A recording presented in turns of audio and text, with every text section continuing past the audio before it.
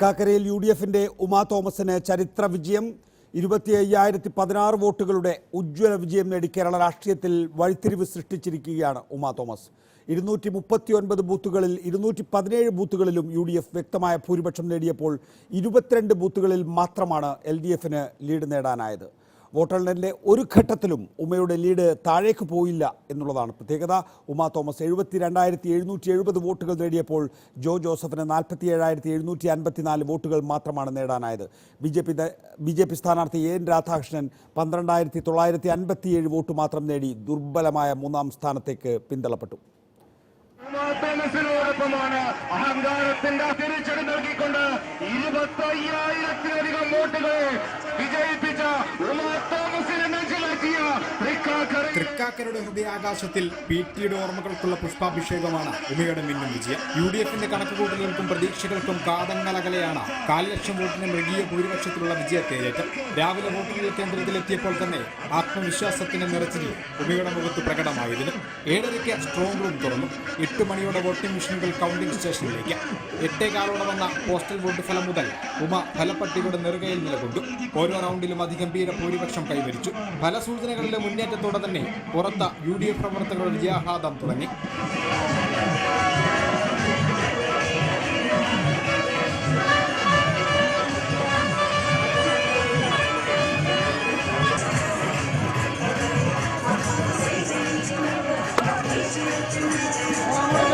വോട്ടെണ്ണലിന്റെ ഒരു ഘട്ടത്തിലും ഉമ പിന്നോട്ട് പോയില്ല. 12:15 വിജയിയായി കൗണ്ടിംഗ് സ്റ്റേഷന് പുറത്തേക്ക്. ഒരു കാലത്ത് വൈസ് ചെയർപേഴ്സണായി ഉമയെ ചുമതലയെത്തിയ ക്യാമ്പസിൽ നിന്ന് തന്നെ നിയമസഭയിലേക്കുള്ള യാത്രയുടെ ആരംഭം. എല്ലാം PT-ക്ക് സമർപ്പിച്ച ഉമയുടെ സന്തോഷ പ്രകടനം. ഉജ്ജ്വല വിജയം എന്ന് ഞാൻ പറഞ്ഞിരുന്നു, അത് ചരിത്ര വിജയം. ഇത് എൻ്റെ PT-ക്ക് ഞാൻ സമർപ്പിക്കുകയാണ്. ഇത് തൃക്കാക്കരയ്ക്ക് നന്ദി നന്ദി നന്ദി. എൻ്റെ തൃക്കാക്കര എന്നെ ഏറ്റു എന്നുള്ളതിന് വളരെയധികം നന്ദി. ഞാൻ അവരോടൊപ്പമുണ്ട്. ഇത് ഉമാ തോമസും ജോ ജോസഫും തമ്മിലുള്ള മത്സരമായിരുന്നില്ല. ഇത് പിണറായിയും കൂട്ടരും ഞങ്ങൾക്കെതിരെ UDFനെതിരെ നടത്തിയ ഒരു പോരാട്ടമായിരുന്നു. ഇത് തൃക്കാക്കരക്കാർ പ്രബുദ്ധരായവർ അവർ കൃത്യമായിട്ട് എന്ത് വേണമെന്ന് തെരഞ്ഞെടുത്തു എന്ന് തന്നെ എനിക്ക് പറയണം. PT-യുടെ പ്രിയപത്നി ഇനി തൃക്കാക്കരയുടെ രാജകുമാരിയാകും.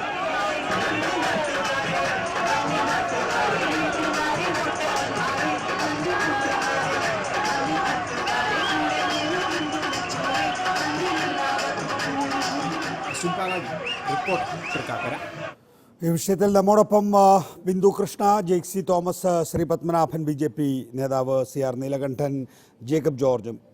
ആദ്യം ശ്രീ പത്മനാഭൻ, BJPയെ സംബന്ധിച്ചിടത്തോളം വലിയ പിന്നോട്ട് പോക്കാണ്. ഞാനൊരു പ്രമുഖ BJP നേതാവുമായി സംസാരിച്ചപ്പോൾ പറഞ്ഞത് ഇതുവരെ ഒരു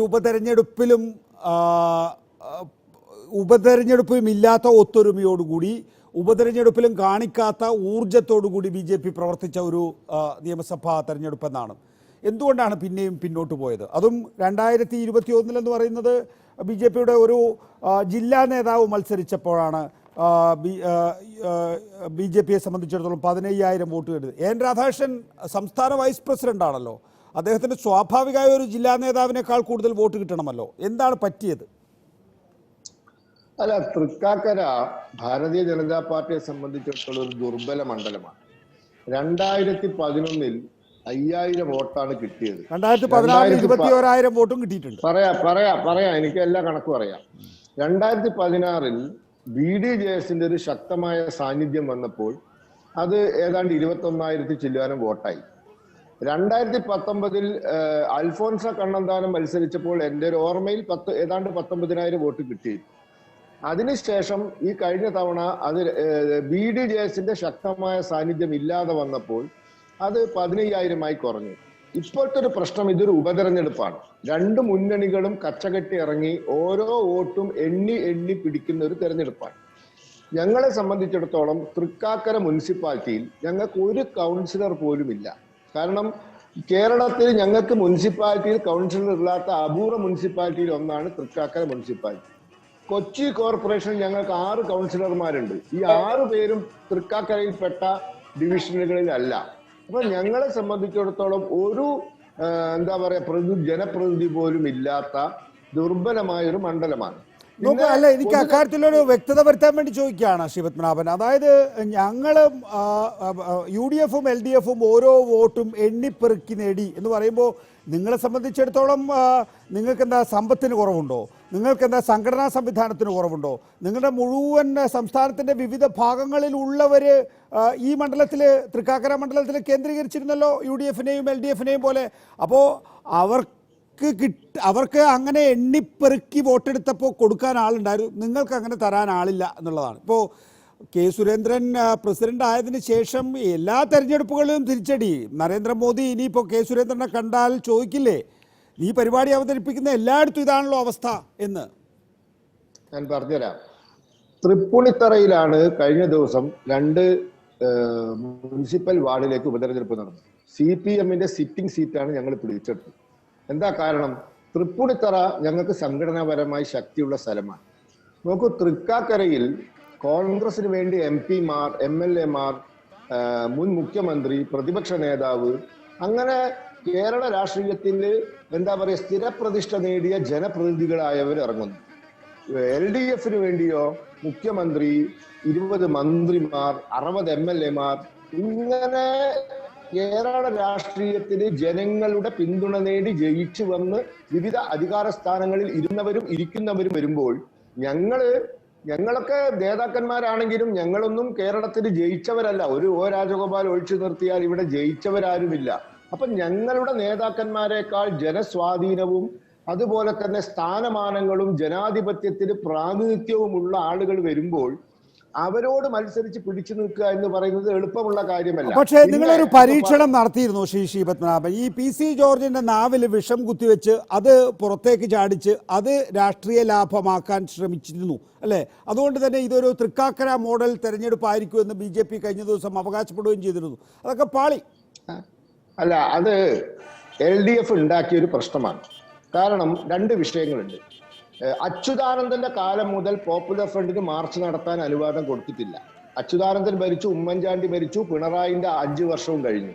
ഇപ്പോൾ ആദ്യമായി പോപ്പുലർ ഫ്രണ്ടിന് റാലി നടത്താൻ അനുവാദം കൊടുത്തു. അവർ അനാവശ്യ മുദ്രാവാക്യം വിളിച്ചു. പിന്നെ PC ജോർജിനെ ഈ മൊടക്കുഴി മലയിൽ സുനിയെ പിടിക്കാൻ പോകും പോലെ, കൊടിസുനിയെ പിടിക്കാൻ പോകും പോലെ ഈ പുലർച്ചയ്ക്ക് പോയി പിടിക്കേണ്ട ആളൊന്നല്ല. അയാൾ 35 വർഷം MLA ആയ ഒരാൾ, 70 വയസ്സായി. ഏതോ പാർട്ടി ആയിക്കോട്ടെ, കേരളത്തിലെ 35 വർഷം ആ നിയമസഭയിൽ ഇരുന്ന ഒരാളല്ലേ. ഒരു ഫോൺ ചെയ്താൽ അയാൾ വരില്ലേ? ഒരു നോട്ടീസ് അയച്ചാൽ അയാൾ വരില്ലേ? അപ്പൊ ഒരു അനാവശ്യമായ ഒരു ബഹളം ഉണ്ടാക്കി ചില ഗൂഢ ലക്ഷ്യങ്ങൾ വെച്ച് ചില വിഭാഗങ്ങളുടെ വോട്ട് അങ്ങനെയാണോ ശ്രീ പത്മനാഭൻ? PC ജോർജിന് അഭിവാദ്യം വിളിച്ചവരാണ് നിങ്ങൾ. ധീരാവീര മേധാവേ, ധീരതയോടെ നയിച്ചോളൂ എന്ന് മുദ്രാവാക്യം വിളിച്ചവരാണ് നിങ്ങൾ. ഇനിയും വിളിക്കും. അത് ആവശ്യമില്ലാത്ത പ്രശ്നം ഉണ്ടാക്കിയാൽ ഞങ്ങൾ നോക്കിയിരിക്കുവോ? ഞങ്ങളുടെ സ്വഭാവം നിങ്ങൾക്കും അറിയാലോ. ഞങ്ങൾ പ്രതികരിക്കില്ലേ? അപ്പൊ അത് ഉണ്ടാക്കേണ്ട ആവശ്യമില്ല. എന്താ മൊടക്കുഴി മലയിൽ കൊടിസുനിയെ പിടിക്കാൻ പോകുമ്പോൾ ഒരു 35 കൊല്ലം MLA ആയ ഒരാളെ പിടിക്കാൻ പോകേണ്ടത്? അപ്പൊ അതൊക്കെ വേണ്ടാണ്ട് ഉണ്ടാക്കിയ പ്രശ്നമാണ്. ഞങ്ങൾ പ്രതികരിച്ചു, അത് സത്യമാണ്. ഞങ്ങൾ പ്രതികരിക്കും, ഇനിയും പ്രതികരിക്കും. അത് വേറെ വിഷയം. അപ്പോ 15,000-ൽ നിന്ന് 12,000 കുറഞ്ഞു എന്നുള്ളതാണ് എന്റെ വിഷയം. അല്ല, അതിപ്പം സെഞ്ചുറി അടിക്കാൻ പോയ ആൾ ഇഞ്ചുറി ആയിട്ട് വീട്ടിലിരിക്കുകയല്ലേ, അത് പോട്ടെ. അപ്പൊ അതൊന്നും പറയണ്ട. കാരണം ഞങ്ങളെ ഒരു സംഘടനാ സംവിധാനം വെച്ചിട്ട് ഈ 2 മുന്നണികളുടെ എല്ലാ നേതാക്കന്മാരും ഒരു സ്ഥലത്ത് കേന്ദ്രീകരിക്കുമ്പോൾ ഞങ്ങൾക്ക് ഇത്രയൊക്കെ ചെയ്യാൻ സാധിക്കുള്ളൂ. പൊതു തെരഞ്ഞെടുപ്പാണെങ്കിൽ ഞങ്ങൾക്ക് ഇനിയും കിട്ടിയെന്ന് വരും. കാരണം എല്ലാവരും ചെതറിപ്പോവും. പക്ഷേ ഒരു കോൺസെൻട്രേറ്റഡ് വർക്ക് നടക്കുമ്പോൾ 30 സീറ്റ് പിടിച്ച കേരളം ഭരിക്കുന്നു പറഞ്ഞ നിങ്ങൾ 0-ലേക്ക് വീണത് പൊതു തെരഞ്ഞെടുപ്പാണെങ്കിൽ? അല്ല, അങ്ങനെ പറഞ്ഞാൽ ബംഗാളില് 34 കൊല്ലം ഭരിച്ചിട്ട് ഇപ്പൊ ഈച്ചയാട്ടി വീട്ടിലിരിക്കുകയല്ലേ. അപ്പൊ അതൊന്നും 0-ന്റെ കഥയൊന്നും പറയണ്ട. 34 കൊല്ലം ഭരിച്ച ബംഗാളിൽ CPM-ന് 0-മാണ്. ആ 0-ന്റെ കഥയൊക്കെ അവിടെ നിൽക്കട്ടെ. ഇപ്പൊ ഞാനൊരു കാര്യം പറയാം. ഇപ്പൊ ഇന്ന് ഒരു തെരഞ്ഞെടുപ്പ് നടന്ന വേറൊരു സ്ഥലത്ത് പോൾ ചെയ്തതിന്റെ 94% വോട്ട് ഞങ്ങൾക്ക് കിട്ടി. അവിടെ 30 കൊല്ലം മുന്നേ ഞങ്ങൾക്ക് കെട്ടിവെച്ച കാശ് കിട്ടിയിട്ടില്ല. ഉത്തരാഖണ്ഡിലെ ചമ്പാവത്തില് 30 കൊല്ലം മുന്നേ ഞങ്ങൾക്ക് കെട്ടിവെച്ച കാശ് കിട്ടിയിട്ടില്ല. ഇന്ന് ഞങ്ങൾ പോൾ ചെയ്തതിന്റെ 94 പിടിച്ചു. ഇപ്പൊ ജനാധിപത്യത്തിൽ തോറ്റിട്ടാണ് ജയിക്കുക. ഞങ്ങൾ തോറ്റ പോലെ ആരെങ്കിലും ഇന്ത്യയെ തോറ്റിട്ടുണ്ടോ? ഇന്ന് അവിടുത്തെ മുഖ്യമന്ത്രി ജയിച്ചത് നേരത്തെ BJP ജയിച്ച മണ്ഡലമാണ്. അതെ, 30 കൊല്ലം മുന്നേ. അതിനു മുമ്പ് അന്തകാലം. ശരി, ഞാൻ മടങ്ങിയെത്താം താങ്കളിലേക്ക്. ശ്രീ ജേക്കബ് ജോർജ്, അതെ അല്ല, അതിനകത്ത് ഇപ്പൊ BJP ഇന്ത്യ രാജ്യത്ത് മുന്നേറ്റം ഉണ്ടാക്കിയിട്ടില്ല എന്ന് എനിക്ക് പറഞ്ഞാൽ ഞാൻ പറഞ്ഞുകൊണ്ട് കാര്യമുണ്ടോ? അത് രാഷ്ട്രീയ ചിത്രമല്ലേ? ശരി, ശ്രീ ജേക്കബ് ജോർജ്, എന്ത് വിലയിരുത്തലാണ് ഇക്കാര്യത്തിൽ ഈ ഇന്നത്തെ തൃക്കാക്കര നിയമസഭാ ഉപതെരഞ്ഞെടുപ്പിന്റെ കാര്യത്തിൽ താങ്കൾ? അത് ഉമാ തോമസ് അർഹതപ്പെട്ട വിജയം. പല ഘടകങ്ങളുണ്ട്, നമുക്കൊക്കെ ഒറ്റ നോട്ടത്തിൽ കാണാവുന്ന. ഒന്നാമത് സ്ഥാനാർത്ഥി തന്നെ ഒരു ഘടകമാവുകയാണ്. ആ സ്ഥാനാർത്ഥിക്ക് വോട്ട് ചെയ്യ ഉമാ തോമസ് എന്ന കോൺഗ്രസ് സ്ഥാനാർത്ഥി, അത് പെട്ടെന്ന് വളരെ ഒരു ചുരുക്കെഴുത്തായി പോകില്ലേ ശ്രീ ജേക്കബ് ജോർജ്? വെറും ഒരു ഉമാ തോമസ് ആണോ? അല്ല, ഉമാ തോമസ് എന്ന് പറഞ്ഞാൽ വെറും ഒരു ഉമാ തോമസ് അല്ല. ആ ഉമാ തോമസിന്റെ പിന്നിൽ ഒരു കോൺഗ്രസ് ഉണ്ട്, ഒരു രാഷ്ട്രീയമുണ്ട്. പി ടി തോമസ് എന്ന വ്യക്തിയുണ്ട്, മഹാനായ പി ടി തോമസിന്റെ വ്യക്തിത്വമുണ്ട്, ആ ഒരു ട്രഡീഷനുണ്ട്. അതിൻ്റെ അപ്പുറത്തേക്ക് തൃക്കാക്കരയെ പ്രതിനിധീകരിക്കുന്ന സ്ഥാനാർത്ഥി എന്തായിരിക്കണമെന്ന ജനങ്ങളുടെ ഒരു ചിന്തയുണ്ട്. ഞാൻ നേരത്തെ പറഞ്ഞ ഒരു ചോദ്യത്തിന്റെ ഭാഗമായി പറഞ്ഞതുകൊണ്ട് ആവർത്തിക്കേണ്ടെന്ന് വിചാരിച്ചതാണ്. എങ്കിലും നോക്കൂ, CPM-നെ സംബന്ധിച്ചോളം CPM-ന്റെ ജില്ലാ സെക്രട്ടറി ശ്രീ CN മോഹൻ ഇന്ന് രാവിലെ പറയുകയായിരുന്നു, ഞങ്ങൾക്ക് ഊഹിക്കാൻ പറ്റാത്ത തോൽവിയാണെന്ന്. എങ്ങനെയാണ് CPM-ന്റെ ഒരു ജില്ലാ സെക്രട്ടറിക്ക് ആ ജില്ലയുടെ ഒരു മണ്ഡലത്തിൽ ഊഹിക്കാൻ പറ്റാത്ത തോൽവി ഉണ്ടാകുന്നത്? അപ്പോൾ ആ ജില്ലയിൽ ഈ പറയുന്ന CPM-നെ പോലെ ഒരു പാർട്ടിയുടെ കേഡർ സംവിധാനം പ്രവർത്തിക്കുന്നില്ല എന്നല്ലേ അർത്ഥം? അടിയിൽ കൂടി മണ്ണൊലിച്ചു പോകുന്നത് മനസ്സിലാകുന്നില്ല എന്നല്ലേ അർത്ഥം? ഇന്നലെ വരെ CPM-ന്റെ ജില്ലാ സെക്രട്ടേറിയറ്റ് വിലയിരുത്തിയതായി ഞാൻ മനസ്സിലാക്കുന്നതാണ് 3000 വോട്ടിൻ്റെ ഡിഫറൻസ് ഉണ്ട് എന്നാണ്. അതായത് UDF 3000 വോട്ടിന് ജയിക്കാം. CPM-ന്റെ ഈ 3000 വോട്ട് എന്ന് പറയുന്നത് കൃത്യം വോട്ടായിരിക്കും. അത് ചിലപ്പോൾ ആടി ഉലയുന്ന വോട്ടുകൾ വീണ്ടും LDF-ലേക്ക് വരാൻ സാധ്യതയുണ്ട്. അങ്ങനെ പല സ്ഥാനാർത്ഥികളും വിജയിച്ചിട്ടുണ്ട്. 3000 വോട്ടിന് തോൽക്കുമെന്ന് CPM വിലയിരുത്തിയിട്ടുള്ള മണ്ഡലങ്ങളിൽ CPM തന്നെ വിജയിച്ച ചരിത്രമുണ്ട്. കാരണം കൃത്യം വോട്ടുകൾ മാത്രമേ കണക്കിൽപ്പെടുത്താറുള്ളൂ എന്നുള്ളതുകൊണ്ട്. നോക്കി 25,016 വോട്ടുകൾക്ക് തോക്കുന്നു എന്ന് അവരെ സംബന്ധിച്ചിടത്തോളം ഊഹിക്കാൻ പോലും പറ്റിയില്ല എന്ന് പറഞ്ഞാൽ, ഒന്ന്, എറണാകുളത്ത് സംഘടനാ സംവിധാനമില്ല. 2, തൃക്കാക്കരയിൽ എന്താണ് സംഭവിച്ചത് എന്ന് സംബന്ധിച്ച് ജില്ലാ നേതൃത്വത്തിനല്ല സംസ്ഥാന തലത്തിൽ നിന്ന് വന്ന ആർക്കും മനസ്സിലായിട്ടില്ല എന്നുള്ളതാണ്. അതാണ് നികേഷ്. CPM-നെ കുറിച്ച്, CPM-ന്റെ തൃക്കാക്കരയിലെ പ്രവർത്തനത്തെക്കുറിച്ച്, CPM-ന്റെ എറണാകുളം ജില്ലയിലെ പ്രവർത്തനത്തെക്കുറിച്ച് ഒരു ഓവർ എസ്റ്റിമേഷനാണ് ഉണ്ടായിരുന്നത്. ഞങ്ങളെ കണ്ട് വലിയ ആൾക്കാരാണെന്നൊരു ധാരണയാണ് ആദ്യ അവസാനം CPM-നുണ്ടായിരുന്നത്.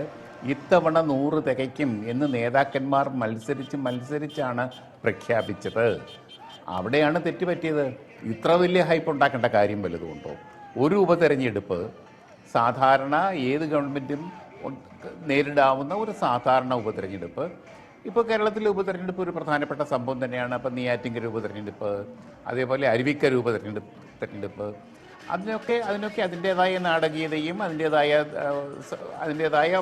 വലിയ ഒച്ചപ്പാടും ബഹളവും സംഘർഷങ്ങളും ഒക്കെ ഉണ്ടായി എന്നുള്ളത് ശരിയാണ്. അത് എന്നിട്ട് പോലും ഇത്ര വലിയൊരു ഹൈപ്പ് അതിനുണ്ടായില്ല.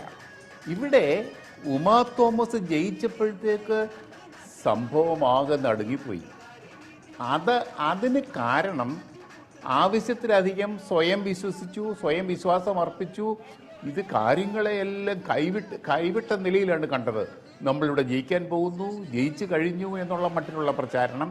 അവിടെയാണ് തെറ്റുപറ്റിയത്. ഒരുപക്ഷെ സംസ്ഥാന നേതാക്കന്മാരെ നികേഷ് പറഞ്ഞതുപോലെ ജില്ലാ നേതാക്കന്മാർ ഒരു വ്യാമോഹ വലയത്തിലാക്കിയതാവാം, ഒരു മോഹവലയത്തിലാക്കിയതാകാം. കാരണം അത്രയ്ക്ക് വേണ്ടിയിരുന്നില്ല. എനിക്ക് തോന്നുന്നു ആത്യന്തികമായിട്ട് ജില്ലാ നേതൃത്വത്തിലാണ് തങ്ങളുടെ കഴിവുകളെക്കുറിച്ച്, തങ്ങളുടെ അണികളെക്കുറിച്ച്, തങ്ങളുടെ വോട്ട് ബാങ്കിനെക്കുറിച്ച്, തങ്ങളുടെ നിലപാടിനെക്കുറിച്ച് അറിവില്ലാതെ പോയത്, തെറ്റുപറ്റിപ്പോയത്, മിസ്കാൽക്കുലേറ്റ് ചെയ്തു പോയത് എന്നാണ് എനിക്ക് തോന്നുന്നത്. ശ്രീ ജയ്ക്ക്, ഈ മിസ്കാൽക്കുലേഷൻ്റെ വില എന്താണ്? എന്ത് വില കൊടുക്കേണ്ടി വരും LDF? തീർച്ചയായിട്ടും ശ്രീ ജേക്സി തോമസ്. ഇവിടെ ഒരു minute sir. Shri Jacob George, ഞാൻ താങ്കളിലേക്ക്, ജയിക്കിനോടാണ് എൻ്റെ ചോദ്യം. അതെ, തീർച്ചയായിട്ടും ഞാൻ അതിലേക്ക് വരികയാണ്. ശ്രീ ജേക്കബ് ജോർജ് സംസാരിച്ചു തുടർന്നുകൊണ്ടിരുന്നതുകൊണ്ട് മാത്രമാണ് ഞാൻ അതിലേക്ക് ഇടപെടാതിരുന്നത്. ഇത് ഇടതുപക്ഷ ജനാധിപത്യ മുന്നണിക്ക് സംസ്ഥാന അടിസ്ഥാനത്തിൽ വലിയ വില കൊടുക്കേണ്ട ഒരു തോൽവിയാണെന്നൊരു വിലയിരുത്തൽ ഇപ്പോഴും ഇടതുപക്ഷ ജനാധിപത്യ മുന്നണിക്കോ അതിനെ നിയന്ത്രിക്കുന്ന പാർട്ടി എന്ന നിലയിൽ CPM-നോ ഉണ്ടെന്ന് ഞങ്ങൾ കരുതുന്നില്ല. ഈ തെരഞ്ഞെടുപ്പിൽ കുറച്ചുകൂടെ എവിഡന്റായി സൂക്ഷ്മമായി പരിശോധിച്ചാൽ എനിക്കും ഈ തെരഞ്ഞെടുപ്പിനെ രാഷ്ട്രീയത്തെ സസൂക്ഷ്മം ശ്രദ്ധിക്കുകയും പഠിക്കാൻ ശ്രമിക്കുകയും ചെയ്യുന്ന ഏത് രാഷ്ട്രീയ വിദ്യാർത്ഥിക്കും മനസ്സിലാകുന്ന ഒരു കാര്യം, ഈ തെരഞ്ഞെടുപ്പിൽ കൂടുതൽ പ്രത്യക്ഷമായി ആന്റി ലെഫ്റ്റ് വോട്ടുകളുടെ വിപുലമായ കൾമിനേഷൻ ഉണ്ടായ തെരഞ്ഞെടുപ്പാണ്. അതായത് ഇപ്പോ വളരെ വിപുലമായ നിലയിലല്ലെങ്കിലും കഴിഞ്ഞ തെരഞ്ഞെടുപ്പാവട്ടെ, അതിന് തൊട്ടു മുമ്പത്തെ തെരഞ്ഞെടുപ്പാവട്ടെ, ഭാരതീയ ജനതാ പാർട്ടിക്ക് കെട്ടിവെച്ച കാശ് ലഭിച്ചുകൊണ്ടിരുന്ന തെരഞ്ഞെടുപ്പ് റിസൾട്ട് ആയിട്ടും ഉണ്ടായിരുന്നത്. RSSന്റെ പ്രചാരകനും പ്രതിനിധിയുമായി നമ്മുടെ സംവാദത്തിൽ പങ്കെടുത്ത ആൾക്ക് മറ്റു പല അഭിപ്രായങ്ങളും മറ്റു പല നിർദ്ദേശങ്ങളും ഉണ്ട്. അതിലേക്കൊന്നും ഞാൻ ഇപ്പൊ കടക്കുന്നില്ല. പക്ഷേ ഇപ്പോഴത്തെ സമീപ ചരിത്രത്തിൽ ആദ്യമായി BJPക്ക് അവിടെ കെട്ടിവെച്ച കാശ് നഷ്ടപ്പെട്ടിരിക്കുന്നു. അവർക്ക് കഴിഞ്ഞ തവണത്തെയോ ഇനി മുമ്പിലത്തെ തവണത്തെയോ വോട്ട് ഷെയറിലേക്ക് എത്താൻ വേണ്ടി കഴിയുന്നില്ല. അതോടൊപ്പം നമ്മൾ കാണേണ്ടത് 14,000-ലധികം വോട്ട് ഷെയർ ഉണ്ടായിരുന്ന ആം ആദ്മി പാർട്ടി അല്ലെങ്കിൽ 2020 ഇപ്പോഴത്തെ സഖ്യം, ആ സഖ്യം പരിപൂർണമായും സ്ഥാനാർത്ഥികളെ പിൻവലിക്കുന്നതിനേക്കാൾ കൂടുതൽ എവിഡന്റ് ആയി ഇന്ന് 2020യുടെ കേരളത്തിലെ മുഖമായി പരിലസിക്കുന്ന കിറ്റക്സിന്റെ MD അദ്ദേഹം വന്ന് ആദ്യ പ്രതികരണം എന്ന നിലയിൽ പറയുന്നു, ഞങ്ങൾ ആഗ്രഹിച്ചതുപോലെ സംസ്ഥാന സർക്കാരിനെതിരെയുള്ള കടുത്ത പ്രകരമായി ഈ ജനുവരി മാറിയിരിക്കുന്നു എന്നുള്ളതാണ്. അതായത് 2020-21 തെരഞ്ഞെടുപ്പിൽ ഇടതുപക്ഷ വിരുദ്ധ വോട്ടുകൾ 2020 ഉണ്ടായിരുന്നു, ആം ആദ്മി പാർട്ടി ഉണ്ടായിരുന്നു, BJPയുടേത് ഉണ്ടായിരുന്നു, UDFന്റേത് ഉണ്ടായിരുന്നു. ഇതൊക്കെ വ്യത്യസ്ത തട്ടുകളായിരുന്നുവെങ്കിൽ തുടർ ഭരണത്തിന് ശേഷമുള്ള 2022 ഉപതെരഞ്ഞെടുപ്പിന്റെ പശ്ചാത്തലത്തിലേക്ക് എത്തുമ്പോൾ 2020ക്ക് വേറെ അജണ്ടയില്ല. ഏത് വിധേനയും ഇടതുപക്ഷത്തെ പരാജയപ്പെടുത്തുക. ആം ആദ്മി പാർട്ടിക്ക് വേറെ അജണ്ടയില്ല. ഏത് വിധേനയും ഇടതുപക്ഷത്തെ പരാജയപ്പെടുത്തുക. RSSന് വേറെ അജണ്ടയില്ല. ഏത് വിധേനയും ഇടതുപക്ഷത്തെ അപായപ്പെടുത്തുക, പരാജയപ്പെടുത്തുക. SDPIക്ക് വേറെ അജണ്ടയില്ല. ഏത് വിധേനയും ഇടതുപക്ഷത്തെ പരാജയപ്പെടുത്തുക, അപായപ്പെടുത്തുക. ഇതിനു വേണ്ടി ഇവരുടെയൊക്കെ വിപുലമായ ഒരു മഹാസഖ്യം ഈ തെരഞ്ഞെടുപ്പിൽ ഉണ്ടായിട്ടുണ്ട്. അതാണ് ഇപ്പോൾ നമ്മൾ സംശയിക്കുന്നത് പോലെ, കാണുന്നത് പോലെ വിപുലമായ കാലഘട്ടത്തോളം വരുന്ന വോട്ടിന്റെ ഒരു വിജയത്തിലേക്ക് UDF നയിച്ചിട്ടുണ്ടായി. സൂക്ഷ്മമായി പരിശോധിച്ചാൽ ഈ കാരണമാണെന്ന് കാണാൻ വേണ്ടി കഴിയും. ഞങ്ങൾക്ക് കഴിഞ്ഞ തവണ ഉണ്ടായിരുന്നതിനേക്കാൾ 2020 ശരി, അതാണ് പ്രാഥമികമായി താങ്കളുടെ വിലയിരുത്തൽ. ഷിജയ്ക്ക് ദയവായി തുടരുക. അങ്ങനെയാണോ ശ്രീമതി ബിന്ദു കൃഷ്ണ സംഭവിച്ചിട്ടുള്ളത്? SDPയുടെ വോട്ട്, BJPയുടെ വോട്ട്, T20യുടെ വോട്ട്, ആം ആദ്മി പാർട്ടിയുടെ വോട്ട്, സകല ഗുലാമിയും ചേർന്നോ CPMനെതിരെ? ഞങ്ങളെ സംബന്ധിച്ചിടത്തോളം കേരളത്തിലെ LDFനെതിരായി, കേന്ദ്രത്തിലെ NDAക്കെതിരായി അതിശക്തമായ പ്രഹരമാണ് ഈ തെരഞ്ഞെടുപ്പിൽ തൃക്കാക്കരയിലെ ജനത നൽകിയത്. ആ പ്രഹരം എന്ന് പറയുന്നത് കേവലം തൃക്കാക്കര നിയമസഭാ നിയോജക മണ്ഡലത്തിലെ ജനങ്ങളുടെ മാത്രം ഒരു വിധിയെഴുത്തായി കാണുവാൻ ഞാൻ ആഗ്രഹിക്കുന്നില്ല. തൃക്കാക്കരയിൽ ഫീൽഡ് വർക്കിന് പോയ ഒരാളെന്ന നിലയിൽ ഞാൻ മനസ്സിലാക്കുന്നത് ഒരു മിനി കേരള ആണ് തൃക്കാക്കര കോൺസ്റ്റിറ്റ്യുവൻസി എന്ന് പറയുന്നത്. അത്രമേൽ കേരളത്തിലെ 14 ജില്ലകളിലും ജനങ്ങൾ അവിടെ തൊഴിലോ മറ്റ് വിദ്യാഭ്യാസമോ മറ്റ് പല കാരണങ്ങളായി സ്ഥിരതാമസമാക്കിയിട്ടുള്ളതും അല്ലാതെ അവിടെ താമസിക്കുന്നതുമായിട്ട് ആളുകൾ കൂടിച്ചേർന്ന ഒരു പ്രദേശം എന്ന നിലയിൽ കേരളത്തിന്റെ പൊതുമനസാക്ഷിയുടെ ഒരു പ്രതികരണമായി തന്നെ ഈ തെരഞ്ഞെടുപ്പിനെ വിലയിരുത്താൻ കഴിയും. ഇവിടെ BJPയുടെ പ്രതിനിധിയും അതുപോലെ CPMന്റെ പ്രതിനിധിയും ഒക്കെ ഞങ്ങളുടെ വിജയത്തിന്റെ തിളക്കത്തെ ചുരുക്കി കാണിക്കാൻ ആഗ്രഹിക്കുന്നു. ഞങ്ങൾ ഈ പറഞ്ഞ SDPI ആയിട്ടോ അല്ലെങ്കിൽ നിങ്ങൾ പറയുന്ന RSSുമായിട്ടോ യാതൊരു കൂട്ടുമില്ല എന്ന് മാത്രമല്ല, അത്തരം വോട്ട് വേണ്ട എന്ന് പരസ്യമായി പ്രഖ്യാപിച്ച UDFന്റെ പ്രതിനിധികളാണ്. ഞങ്ങളെ സംബന്ധിച്ചിടത്തോളം ഈ തെരഞ്ഞെടുപ്പ് എന്ന് പറയുന്നത് കേരളത്തിലെ CPM ഗവൺമെന്റ് പുരോഗമന ആശയം എന്ന് പറഞ്ഞ അവരൊക്കെ സ്വയം പുകഴ്ത്തുന്നതും മാധ്യമങ്ങൾ അവരെ അലങ്കരിക്കാൻ ശ്രമിക്കാറുള്ളത്. അത്തരം അലങ്കാരങ്ങളാണല്ലോ LDFന് നിങ്ങൾ ഓരോരുത്തരും ചാർത്തി കൊടുക്കുന്നത്. ആ അലങ്കാരങ്ങൾക്ക് അപ്പുറത്തേക്ക് മത തീവ്ര നിലപാടുകളെയും അതുപോലെ വർഗീയ നിലപാടുകളെയും താലോലിച്ചുകൊണ്ടാണ് LDF ഈ തെരഞ്ഞെടുപ്പിൽ തൃക്കാക്കരയിൽ വോട്ട് പിടിച്ചത്. ഞങ്ങൾ പറയുന്ന കേവലമായ ആക്ഷേപമോ ആരോപണവുമല്ല. മന്ത്രിമാരടക്കമുള്ള CPM ജനനേതാക്കന്മാരുടെ ഫേസ്ബുക്ക് പോസ്റ്റുകൾ മാത്രം ഫോളോ ചെയ്താൽ നമുക്കത് വ്യക്തമാകുന്നതാണ്. പിന്നെ അവരുടെ നിലപാടുകളും അവരൊക്കെ പങ്കെടുക്കുന്ന പ്രവർത്തനങ്ങളും സന്ദർശിക്കുന്ന വീടുകളും അത്തരത്തിൽ അനഭിലഷണീയമായ ഒരു രാഷ്ട്രീയ പ്രചാരണ തന്ത്രം ഈ തെരഞ്ഞെടുപ്പിൽ LDF മുന്നോട്ട് വെച്ചു എന്നുള്ളത് അത്യന്തം ഖേദകരമാണ്. ജാതിക്കും മതത്തിനും വർണ്ണത്തിനും വർഗത്തിനും അതീതമായി മനുഷ്യരെ മനുഷ്യരായി കാണുവാനുള്ള മാനവികതയാണ് കമ്മ്യൂണിസം എന്നാണ് ഇന്നലകളിൽ വായിക്കാനും പറയാനും ഒക്കെ ശ്രമിച്ചിട്ടുണ്ടെങ്കിലും പ്രവൃത്തി പദത്തിൽ ഒരു തെരഞ്ഞെടുപ്പ് ജയിക്കാൻ വേണ്ടി എന്തും ചെയ്യുന്ന നിലയിലേക്ക് താഴ്ന്നു. ഒന്നും വേണ്ട, സ്ഥാനാർത്ഥി നിർണയത്തെ തുടങ്ങി അവരുടെ പാളിച്ച. കേരളത്തിലെ കോൺഗ്രസിന്റെ ചരിത്രത്തിൽ സുവർണ്ണ ഏടുകൾ രചിച്ചുകൊണ്ടാണ് ഞങ്ങൾ സ്ഥാനാർത്ഥി നിർണയം പൂർത്തിയാക്കിയത്. തെരഞ്ഞെടുപ്പ് പ്രഖ്യാപിച്ച മണിക്കൂറുകളിൽ തന്നെ തൊട്ടടുത്ത 24 മണിക്കൂർ ആകുന്നതിന് മുമ്പ് ഞങ്ങൾ ഞങ്ങളുടെ സ്ഥാനാർത്ഥിയെ പ്രഖ്യാപിച്ചു. സർവ്വസമ്മതിയായ സ്ഥാനാർത്ഥിയായി അവർ പ്രചാരണം തുടങ്ങിയപ്പോൾ ആ സ്ഥാനാർത്ഥി വനിതാ സ്ഥാനാർത്ഥിയെ സൈബർ ഇടങ്ങളിൽ അടക്കം അങ്ങേയറ്റം ആക്ഷേപിക്കുവാൻ ശ്രമിച്ചു.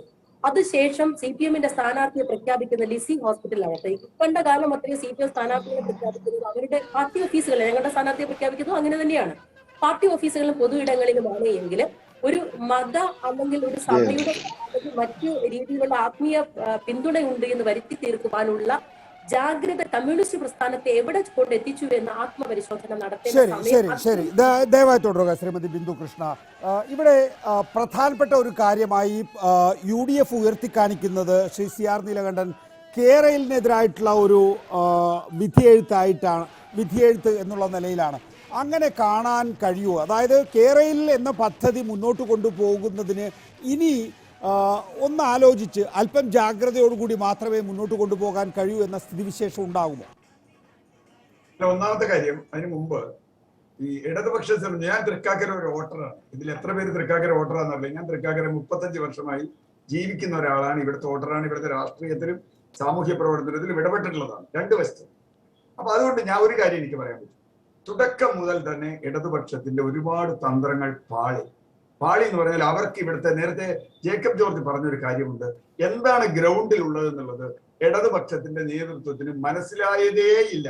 ക്യാമുഫ്ലാഷ് ആയിരുന്നു ഇവിടെ. എനിക്ക് മനസ്സിലാവുന്നുണ്ട് അത്. നേരത്തെ സ്ഥാനാർത്ഥിയുടെ കാര്യം പറഞ്ഞു. ഇപ്പൊ നമ്മൾക്ക് കേരളയിലേക്ക് വന്നാൽ ഇപ്പൊ KV തോമസ് മാഷ്, എനിക്കത് വലിയ അത്ഭുതമായി. KV തോമസ് മാഷിന്റെ വന്നോടുകൂടി ഇതാ ഞങ്ങൾക്ക് AICC മെമ്പറെ കിട്ടി എന്ന് പറഞ്ഞ് മുഖ്യമന്ത്രി വിളിച്ചിരുത്ത അദ്ദേഹത്തിന് ഇവിടെ 10 വോട്ട് പോലും അദ്ദേഹത്തിന്റെ വീട്ടുകാർ വല്ലതും ഉണ്ടോന്ന് എനിക്കറിയില്ല. വേറൊരു വോട്ടും ഇല്ലാന്ന് എനിക്കറിയാം. KV തോമസ് മാഷക്ക് ഒരു പിൻബലവും ഇല്ലാത്തൊരു മണ്ഡലമായത്. നമ്മള് കാര്യങ്ങളായിട്ട് കാണണ്ടേ? അത് വലിയ കാര്യമായിട്ട് കൊണ്ടുവന്നു. ഇവിടുത്തെ CPM-കാർക്ക് അതിന് വിരോധം ഉണ്ടായിരുന്നു എന്ന് ജയിക്ക് സംബന്ധിച്ചില്ലെങ്കിൽ എനിക്കറിയാം. കാരണം വെച്ചാൽ KV തോമസ് മാഷ് അത്ര തെറി പറഞ്ഞിട്ടുള്ളതാണ് ഇവിടെ CPM-കാർ. ഇനി നമുക്ക് കേരളയിലേക്ക് വരാം. കേരളയിൽ എന്ന പദ്ധതിക്ക്, സിൽവർ ലൈൻ എന്ന് പറയുന്ന പദ്ധതിക്ക് കേരളത്തിൽ ഏറ്റവും സ്വീകാര്യത കിട്ടാവുന്ന മണ്ഡലങ്ങളിൽ ഒന്നാണ് നികേഷ് തൃക്കാക്കര. കാരണം ഇവിടെ ഭൂമി ആരുടെ എടുക്കുന്നില്ല, ഇവിടെ ആരുടെയും മഞ്ഞക്കുറ്റി ഇട്ടിട്ടില്ല, ഇവിടെ ആരുടെയും ഭൂമി നഷ്ടപ്പെടുന്നില്ല. ഇവിടെ ആണ് ഇതിന്റെ സ്റ്റേഷൻ വരാൻ പോകുന്നത്. എന്ന് പറഞ്ഞാൽ ഞാൻ ഇപ്പൊ ഇന്ന് സംസാരിക്കുന്ന എന്റെ വീട്ടിൽ നിന്ന് 2 കിലോമീറ്റർ ദൂരെയാണ് ഇതിന്റെ സ്റ്റേഷൻ വരിക. ഇവിടുന്ന് 2 കിലോമീറ്റർ സഞ്ചരിച്ചാൽ കേരളത്തിൽ എവിടേക്ക് വേണമെങ്കിൽ പോകാം എന്നാണ് ഇവരുടെ വാദം. തൃക്കാക്കരയിൽ ഇവർ വന്ന് അവതരിപ്പിച്ചതാണ്.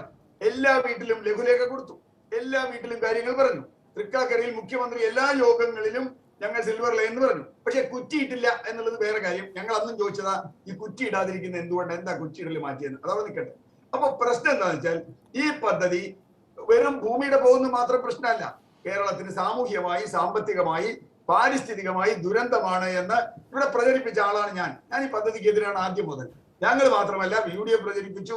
മറ്റ് നിരവധി സംഘടനകൾ, ഇവിടുത്തെ സമരസമിതിയുണ്ട്, ഞങ്ങളുടെ സമരസമിതി. 3 ദിവസം നമ്മൾ ഇവിടെ ജാഥ നടത്തി, സെമിനാറുകൾ നടത്തി. ഞാൻ വേറൊന്നും ഉണ്ടല്ല, ജനങ്ങളെ ബോധ്യപ്പെടുത്താൻ. LDF അവരുടെ പണി ചെയ്തു, നമ്മൾ നമ്മുടെ പണി ചെയ്തു. എന്ത് സംഭവിച്ചു? കേരളയിൽ എന്ന് പറയുന്നത് ഏറ്റവും ഗുണകരമായ ഒരു മണ്ഡലത്തിൽ നിന്ന് സംസാരിക്കുമ്പോൾ ഇവിടെ പോലും അതിന് ഈ പറഞ്ഞ സ്വീകാര്യം. ഇവിടെ എന്താ middle class, upper middle class, IT കുട്ടന്മാർ, IT കുട്ടികൾ, ഇതാ ഇവിടുത്തെ ജനങ്ങൾ ഇങ്ങനെ സ്വീകരിക്കാൻ പോവാണ് ഇവരുടെ LDFന്റെ വികസനം. ചെറുപ്പക്കാരൻ സ്ഥാനാർത്ഥി പൊളിഞ്ഞ് പാളീസായതിന്റെ കാര്യം എന്താ അറിയോ? അതിലൊരു കാരണം വികസനം സംബന്ധിച്ച് ഇവർക്ക് ഒരു കൺവിൻസിങ് ആയിരുന്നില്ല കേരളയിൽ. ഞാൻ ഇപ്പോഴും പറയുന്നു, ഇവിടുത്തെ ജനങ്ങളെ കൺവിൻസ് ചെയ്യുന്നതിൽ, അല്ലെങ്കിൽ കേരളയിൽ നിന്ന് ഒറ്റ കാരണം കൊണ്ട് മാത്രം തൃക്കാക്കരയിൽ LDFന് ജയിക്കാമായിരുന്നു. പിന്നെ രണ്ടാമത്തെ കാര്യം, ഇവിടെ സഹതാപ തരംഗമുണ്ടെന്ന് ഇന്ന് രാവിലെ കണ്ടെത്തിയേ, 10 മണിക്ക് ശേഷം കണ്ടെത്തിയേ, ഇന്നലെ വൈകുന്നേരം കണ്ടെത്തിയിട്ടില്ല. ഇന്നലെ വൈകുന്നേരം ഇവിടെ മുഴുവൻ കേരളത്തിലെ മുഴുവൻ നേതാക്കന്മാർ വന്ന് തെക്ക് വടക്ക് നടന്ന് എന്റെ വീട്ടിൽ 2 മന്ത്രികൾ. അപ്പൊ ആലോചിച്ചറിയാം എത്ര മന്ത്രിമാരെ ഇവിടെ പോയിട്ട്, MLA-മാര് വന്നു, സ്ഥാനാർത്ഥി വന്നു. ഞാൻ പറഞ്ഞത് അത്രയും പോയിട്ടും ഇവിടെ ഇങ്ങനെ ഒരു സഹതാപ തരംഗമുണ്ട് എന്നോ ഇന്ന് രാവിലെ വരെ പറഞ്ഞെന്താ? KV തോമസ് പറഞ്ഞു പോട്ടെ, B രാജീവ് പറഞ്ഞെന്താ, സ്വരാജ് പറഞ്ഞെന്താ, നിങ്ങൾ 4000 വോട്ട് ജയിക്കും, 7000 വോട്ട് ജയിക്കും, ഞങ്ങൾക്ക് നല്ല പ്രതീക്ഷയാണ്. എങ്ങനെയാ അത് കിട്ടണേ? ഞാൻ പറഞ്ഞ ഇലക്ഷന് മുമ്പ് പറഞ്ഞോട്ടെ, 31 പോളിംഗ് വരെ പറയട്ടെ. അതിനുശേഷം ഇങ്ങനെ ഒരു കണക്ക് പാർട്ടിയുടെ ഉണ്ടായിരുന്നു, 7000 വോട്ടിന് ജയിക്കുമെന്ന്, അല്ലെങ്കിൽ 3000 വോട്ടിന് ജയിക്കുമെന്ന്. എവിടുന്നാ കണക്ക് കിട്ടിയത്? അങ്ങനെ ഒരു കണക്കിന് ഇപ്പൊ അദ്ദേഹം പറഞ്ഞു. ഒരു കാര്യം കൂടി ജയിക്ക് പറഞ്ഞ ഒരു കാര്യം കൂടി പറയണം. 2020 ആം ആദ്മിയുടെ വോട്ട്. ഒന്നാമത്തെ ഒരു കാര്യം മനസ്സിലാക്കേണ്ടത്, 2020 ആം ആദ്മിയുടെ സംഘടന വോട്ട്, ആം ആദ്മിക്ക് ഇവിടെ വോട്ട് അധികം കുറവാണ്. 2020 കഴിഞ്ഞ ഇവിടെ കിട്ടിയെന്ന് പറഞ്ഞാൽ അതൊരു റെബൽ വോട്ടാണ്, അതൊരു പ്രതിഷേധ വോട്ടാണ്. ആ പ്രതിഷേധ വോട്ട് കഴിഞ്ഞ തവണ 2020 കിട്ടി. ഇത്തവണ ആ പ്രതിഷേധ വോട്ട് പോയത് ഉമാ തോമസിനാണ്. എന്താ കാര്യം? അങ്ങനെയാണ് രാഷ്ട്രീയം. അപ്പൊ നമ്മള് നരേന്ദ്രമോദിക്കെതിരായി തോൽപ്പിക്കണമെന്ന് പറയുമ്പോൾ നരേന്ദ്രമോദിക്കെതിരായ മുഴുവൻ ആളുകൾ വരുമെന്ന് വോട്ട് ചെയ്യും. അത് യാതൊരു സംശയമില്ല. നരേന്ദ്രമോദിയാണ് നമ്മുടെ ടാർഗറ്റ് എങ്കിൽ നരേന്ദ്രമോദി, അങ്ങനെയല്ലേ ലോകത്ത് നമ്മൾ സഖ്യങ്ങൾ ഉണ്ടാവുക. പിന്നെ സഖ്യമൊന്നും വേണ്ട, അല്ലാതെ തന്നെ ആളുകൾ വന്ന് വോട്ട് ചെയ്യും. അവിടെയാണ് പ്രശ്നം. നിങ്ങൾ വെച്ച കാര്യത്തിനേക്കാൾ ഇവിടുത്തെ ഇപ്പോ ഒരുമാതിരി ഇൻഡിപെൻഡന്റ് ആയിട്ടുള്ള ആളുകൾ പൂർണ്ണമായും ഉമാ തോമസിനെ സപ്പോർട്ട് ചെയ്തു. നിങ്ങളുടെ യങ്ങാണ്, ഡോക്ടറാണ്, പ്രൊഫഷണലാണ്. ഇത്തരം ഒരു പ്രചരണവും ഇതൊരു മനുഷ്യൻ കേട്ടില്ല. വികസനം എന്നുള്ള വാക്ക് നിങ്ങൾ പറയുന്നത് മനുഷ്യൻ വിശ്വസിക്കില്ല. ഇതാദ്യം മനസ്സിലാക്കുകയാണെങ്കിൽ നല്ലത്. അല്ല ഞങ്ങൾ ജയിച്ചാൽ നിൽക്കണമെന്ന് പറഞ്ഞാൽ വളരെ നല്ല നമസ്കാരം എന്ന് ഞാൻ പറയും. ശ്രീ ജയ്ക്ക് അതിന് മറുപടി, ഈ ഒന്നാം LDF സർക്കാരിനെ സംബന്ധിച്ചിടത്തോളം അവധാനതയുണ്ടായിരുന്നു. പ്രത്യേകിച്ച് ഈ പ്രകൃതി ദുരന്ത കാലഘട്ടത്തിലെല്ലാം തന്നെയും സർക്കാർ ജനങ്ങളോടൊപ്പം നിന്നു. അങ്ങനെ രണ്ടാം പിണറായി സർക്കാർ ഉണ്ടായി. പക്ഷേ രണ്ടാം പിണറായി സർക്കാർ അലസമായ ഭരണം, ഒരു നനഞ്ഞ പിച്ചിൽ കളിക്കുക എന്നൊക്കെ പറയുന്നില്ലേ, നനഞ്ഞ പിച്ചിൽ കളിച്ചുകൊണ്ടിരിക്കുന്ന സമയത്ത് ഇപ്പോൾ ആദ്യ ദിവസത്തെ ആദ്യത്തെ പന്തിൽ തന്നെ ക്ലീൻ ബൗൾഡായിട്ടുള്ള സിറ്റുവേഷനിൽ ഇനി അങ്ങോട്ട് മുന്നോട്ട് എങ്ങനെ എന്നുള്ളൊരു പ്രധാനപ്പെട്ട പ്രശ്നമല്ലേ ഇനി നേരിടാൻ പോകുന്നത്. അതായത് ഇതുവരെ ഉണ്ടായിരുന്ന ഒരു ലക്ഷറി ഇനിയില്ല അങ്ങോട്ട് എന്നുള്ളതാണ്.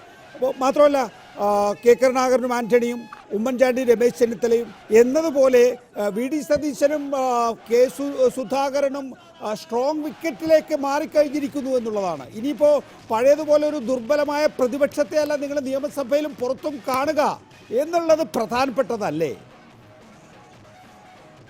ഞാൻ അങ്ങയുടെ ചോദ്യം എനിക്ക് പൂർണ്ണതയിൽ കേൾക്കാൻ വേണ്ടി സാധിച്ചിട്ടില്ല. ഭാഗികമായി മാത്രമാണ് ഞാൻ കേട്ടിട്ടുള്ളത്. എന്നാലും ഞാനതിന്റെ മറുപടിയിലേക്ക് വരാം എന്ന് കരുതുകയാണ്. അതായത് മുമ്പ് ബഹുമാനിയനായ ശ്രീ CR സംസാരിക്കുകയുണ്ടായി. അദ്ദേഹം കേരളയിൽ ഉൾപ്പെടെയുള്ള ഇടതുപക്ഷ ജനാധിപത്യ മുന്നണി സർക്കാർ മുമ്പോട്ടേക്ക് വെച്ച ചില പ്രധാനപ്പെട്ട വികസന പദ്ധതികളെ സംബന്ധിച്ച് അദ്ദേഹം ഏത് കാലയളവിലും അദ്ദേഹം വ്യത്യസ്ത സംവാദ മണ്ഡലങ്ങളിൽ അദ്ദേഹം ഉയർത്തിപ്പിടിച്ച അദ്ദേഹത്തിന്റെ അഭിപ്രായങ്ങൾ ഇപ്പോൾ കൂടുതൽ ശക്തിയോടുകൂടെ അദ്ദേഹം ആവർത്തിക്കുകയുണ്ടായി. പക്ഷേ ഇവിടെ നമ്മൾ കാണേണ്ടത്, ഞങ്ങൾ ഈ തെരഞ്ഞെടുപ്പിന്റെ ഏത് ഘട്ടത്തിലും ഞങ്ങളും പറഞ്ഞിരുന്നു, ഞങ്ങൾ കഴിഞ്ഞ 6 വർഷക്കാലം നടപ്പിലാക്കിയിട്ടുള്ള വികസന പ്രവർത്തനങ്ങൾ തന്നെയായിരുന്നു ഞങ്ങൾ ജനങ്ങൾക്കിടയിൽ പ്രചരണത്തിനായി ഉപയോഗിച്ചിട്ടുണ്ടായിരുന്നത്. പക്ഷേ ആ പ്രചരണം അല്ലെങ്കിൽ ഞങ്ങൾ ഉയർത്തിക്കാട്ടിയ ചില ശ്രദ്ധേയമായ സന്ദേശങ്ങൾ അത് മാത്രമായിരുന്നില്ല ഈ തെരഞ്ഞെടുപ്പിൽ ചർച്ചയായത് എന്നുള്ളതാണ് നമ്മൾ കാണേണ്ടത്. പലവിധ എലമെന്റുകൾ ചർച്ചയാക്കപ്പെട്ടു. ഞാൻ മനസ്സിലാക്കുന്നത് വോട്ടിങ്ങിന്റെ പോളിങ്ങിനെ സഹായിച്ച ഏറ്റവും ഒന്നാമത്തെ ഘടകം എന്ന നിലയിലാണ് എന്റെ ആദ്യ അവസരത്തിൽ ഇടതുപക്ഷ വിരുദ്ധ മഹാസഖ്യത്തിന്റെ ഒരു വലിയ പോളിംഗ്, ഒരു കൾമിനേഷൻ ഓഫ് വോട്ട് ഇവിടെ ഉണ്ടായിട്ടുള്ളത് എന്നാണ് ഞാൻ അഭിപ്രായം പറഞ്ഞത്. അത് എത്രയൊക്കെ അങ്ങ് നിഷേധിച്ചാലും ഇപ്പൊ 2020 വോട്ടിനെ സംബന്ധിച്ച് അദ്ദേഹം അഭിപ്രായം പറഞ്ഞത് അതൊരു സംഘടനാ സംവിധാനത്തിൽ കരുത്തോടുകൂടെ 2020 ആഗ്രഹിക്കുന്നത് പോൾ ചെയ്യപ്പെടുന്ന വോട്ടല്ല എന്ന സാങ്കേതികമായ ഒരു കാരണമാണ് അദ്ദേഹം പറഞ്ഞിട്ടുണ്ടായിരുന്നത്. ഞാൻ അവിടെ സമർത്ഥിക്കാൻ ഞാൻ വീണ്ടും ഓർമ്മിപ്പിക്കുന്നു. ഇപ്പൊ നമ്മൾ ഈ സംവാദത്തിനായി ഒത്തുചേരുന്നു. അതിനേതാണ്ട് മണിക്കൂറുകളുടെ ഇടവേളകളൊന്നുമില്ല. അതിന് തൊട്ട് മുമ്പ് വീണ്ടും 2020 സുപ്രധാന മുഖം ആവർത്തിക്കുന്നത് ഞങ്ങളുടെ കരുത്തിലാണ്. നമ്മൾ അങ്ങനെ പറഞ്ഞു പോയിട്ട് കാര്യമുണ്ടോ ശ്രീ ജയ്ക്ക്? അതേക്കുറിച്ച് ചിലപ്പോ ശ്രീ CR നീലകണ്ഠന്റെ വീക്ഷണം പറഞ്ഞു. അതല്ല 2020 സംഘടനാ ബലം ഉണ്ടെന്നോ അല്ലെങ്കിൽ ആം ആദ്മിക്ക് അതുണ്ടെന്നോ നമ്മൾ മറിച്ചു പറഞ്ഞിട്ട് കാര്യമില്ലല്ലോ. ഞാൻ ചോദിക്കുന്നത് ഇത് പുതിയൊരു രാഷ്ട്രീയ സ്ഥിതിവിശേഷം കേരളത്തിൽ ഉണ്ടാക്കുന്നില്ലേ എന്നാണ്. പിണറായി വിജയൻ സർക്കാരിനെ സംബന്ധിച്ചിടത്തോളം ഇനിയൊരു ക്ലീൻ ചിറ്റ് ഇല്ല എന്തും നടപ്പാക്കാൻ എന്നുള്ള സ്ഥിതി. മറുപക്ഷത്ത് VD സതീശനും അതുപോലെ കെ സുധാകരനും ഒരു നിലയില്ലാ കയത്തിലായിരുന്നുവെങ്കിൽ അതിൽ നിന്നൊരു മാറ്റം വന്നിരിക്കുന്നു. അവർക്കൊരു എൻഡോഴ്സ്മെന്റ് ലഭിച്ചിരിക്കുന്നു ഈ ഉപതെരഞ്ഞെടുപ്പോടുകൂടി. അപ്പോൾ ഇനിയുള്ള കാലം നിങ്ങളെ സംബന്ധിച്ചിടത്തോളം സുഗമമായിരിക്കില്ല എന്നാണ് ഞാൻ ഉദ്ദേശിച്ചത് ചോദ്യത്തിൽ.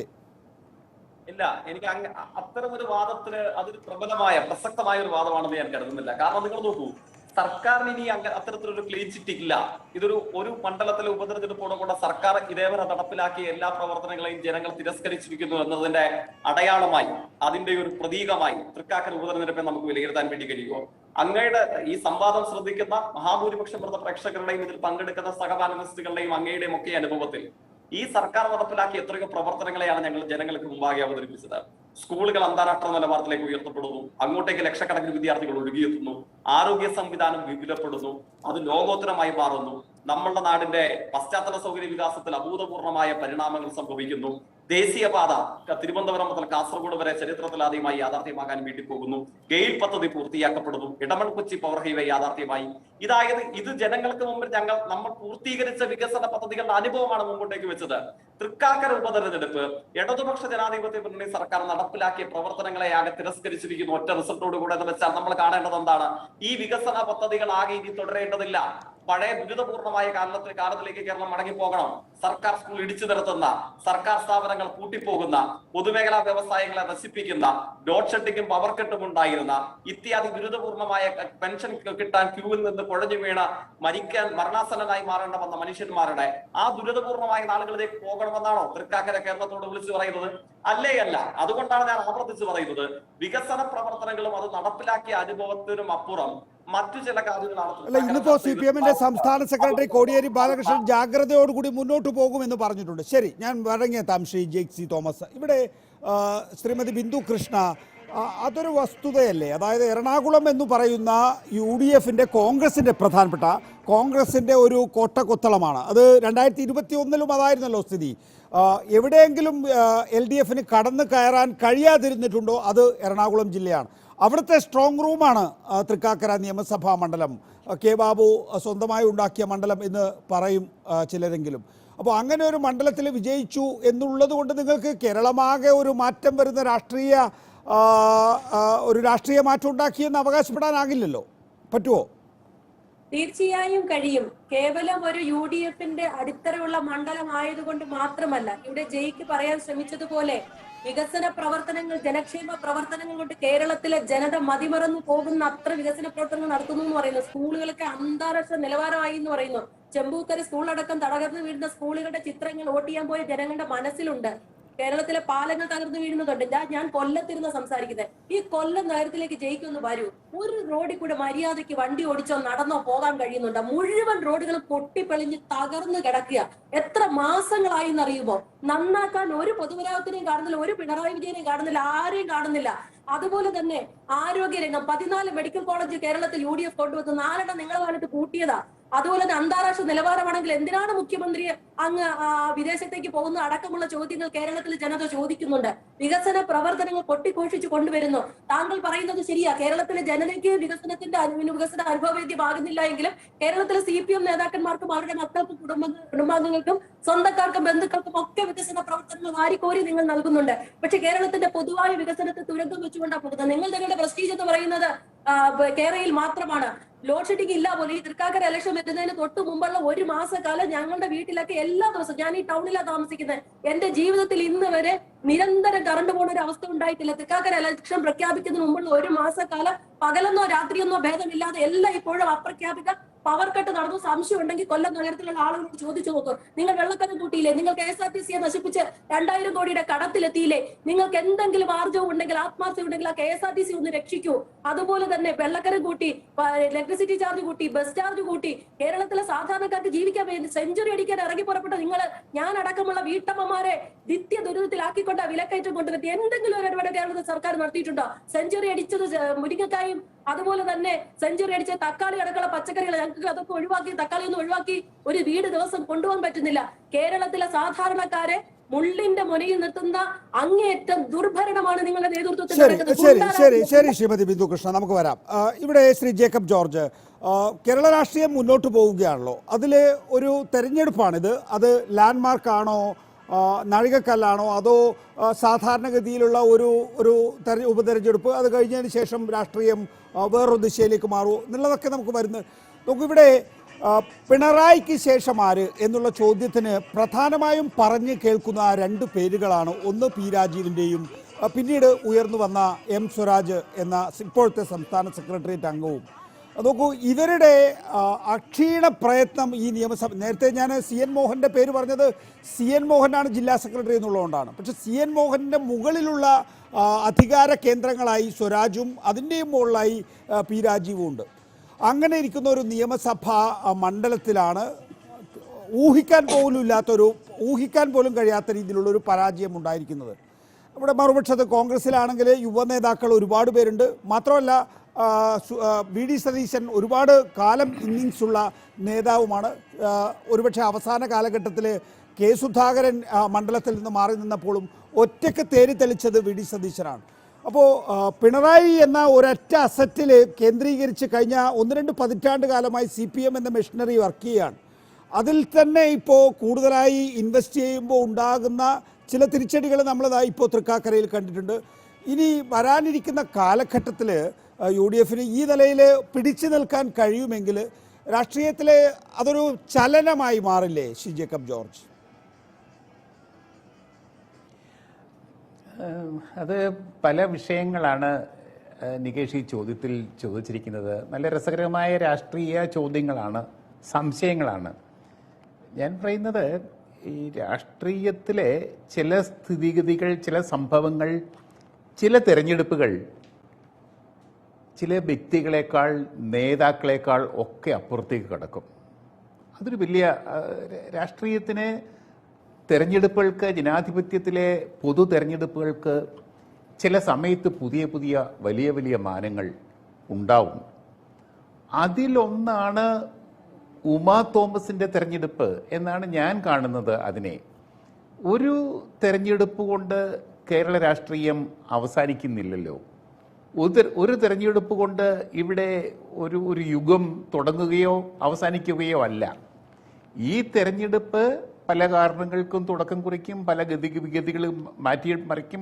അതൊക്കെ ശരിയാണ്.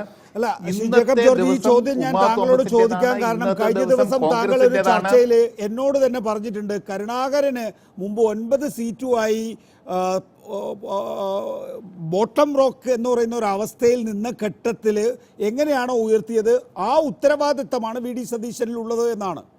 നോക്കൂ, VD സതീശൻ 12,000-ൽ നിന്ന് 27,016-ലേക്ക് എത്തിച്ചില്ലേ? അതെ, ഞാൻ പറഞ്ഞു വരുന്നത് അതാണ്. അതായത് ഇന്നത്തെ തെരഞ്ഞെടുപ്പ് ഉമാ തോമസിൻ്റെതാണ്, ഇന്നത്തെ തെരഞ്ഞെടുപ്പ് കോൺഗ്രസിൻ്റെതാണ്, UDFൻ്റെതാണ്, ഇന്നത്തെ തെരഞ്ഞെടുപ്പ് ആത്യന്തികമായിട്ട് VD സതീശൻ്റെതാണ്. കെ കരുണാകരൻ 9 അംഗങ്ങളല്ല, 8 അംഗങ്ങൾ, കരുണാകരൻ ഉൾപ്പെടെയാണ് 9 അംഗങ്ങൾ. ആ 8 അംഗങ്ങളുടെ നേതാവായി കെ കരുണാകരൻ 9ാമൻ കേരള രാഷ്ട്രീയത്തിൽ ഒരു പുതിയ മുന്നണി ഇങ്ങനെ തുന്നിക്കൂട്ടുകയാണ് നികേഷ്. 1967-69 കാലഘട്ടത്തിൽ അന്ന് സപ്തകക്ഷി മുന്നണി, മുസ്ലിം ലീഗ് നേതാവ് BV അബ്ദുള്ളക്കാരുടെ വീട്ടിൽ പോയി, അതൊക്കെയാണെന്ന് നികേഷിനോട് ഞാൻ പറഞ്ഞത്. അവിടെ പോയി മീൻ ബിരിയാണിയൊക്കെ കഴിച്ച് EMS നമ്പൂതിരിപ്പാട് ലീഗിനെ കൂട്ടുപിടിക്കുകയാണ്, ലീഗിന് അംഗീകാരം കൊടുക്കുകയാണ്, ലീഗിനൊരു പുതിയ എൻറ്റിറ്റി കൊടുക്കുകയാണ്, സമ്മാനിക്കുകയാണ് ഇന്ത്യ മഹാരാജ്യത്ത് മുസ്ലിം ലീഗിനെ. അല്ല, ഇവിടെ ഇപ്പോഴത്തെ സ്ഥിതി എന്താണ്? നമ്മൾ പുറമേ നിന്ന് നോക്കുമ്പോൾ ശ്രീ ജേക്കബ് ജോർജ്, ലീഗ് ഒരു കാലെടുത്ത് ഈ വള്ളത്തിൽ കയറ്റി വെച്ചിട്ടുണ്ടോ, LDF എന്ന വള്ളത്തിൽ കയറ്റി വെച്ചിട്ടുണ്ടോ എന്ന് സംശയമുള്ള കാലഘട്ടത്തിലാണ് കോൺഗ്രസ് സ്വന്തം തട്ടകത്തിൽ വലിയ മുന്നേറ്റം ഉണ്ടാക്കുന്നത്, VD സതീശന് ഒരു ഹിതപരിശോധനയിലൂടെ എൻഡോഴ്സ്മെന്റ് ഉണ്ടാക്കുന്നത്. അതെ, അതാണ് ആ ടൈമിങ് വളരെ പ്രധാനമാണ്. ലീഗ് വളരെ നിരാശയിലായിരുന്നു, വെയിലത്ത് നിൽക്കുകയാണ്. 6ാം വർഷം നട്രാ വെയിലത്ത് എങ്ങനെ നിൽക്കും ലീഗിന്റെ നേതാക്കൾ, ലീഗിന്റെ അണികൾ എങ്ങനെ നിൽക്കും ഈ വെയിലും കൊണ്ട്? പറ്റത്തില്ല. RSP ശിഥിലമായി കഴിഞ്ഞിരിക്കുന്നു. ഷിബു ബേബി ജോൺ എവിടെ ഉണ്ടെന്ന് പോലും അറിയത്തില്ല. കുറെ കാലത്തിന് ശേഷമാണ് ഇന്ന് നമ്മൾ NK പ്രേമേന്ദ്രനൊക്കെ ഒരു പൊളിറ്റിക്സ് പറയുന്നത് കേട്ടത്. ജീവനോടെ സംസാരിക്കുന്നത് കണ്ടത്.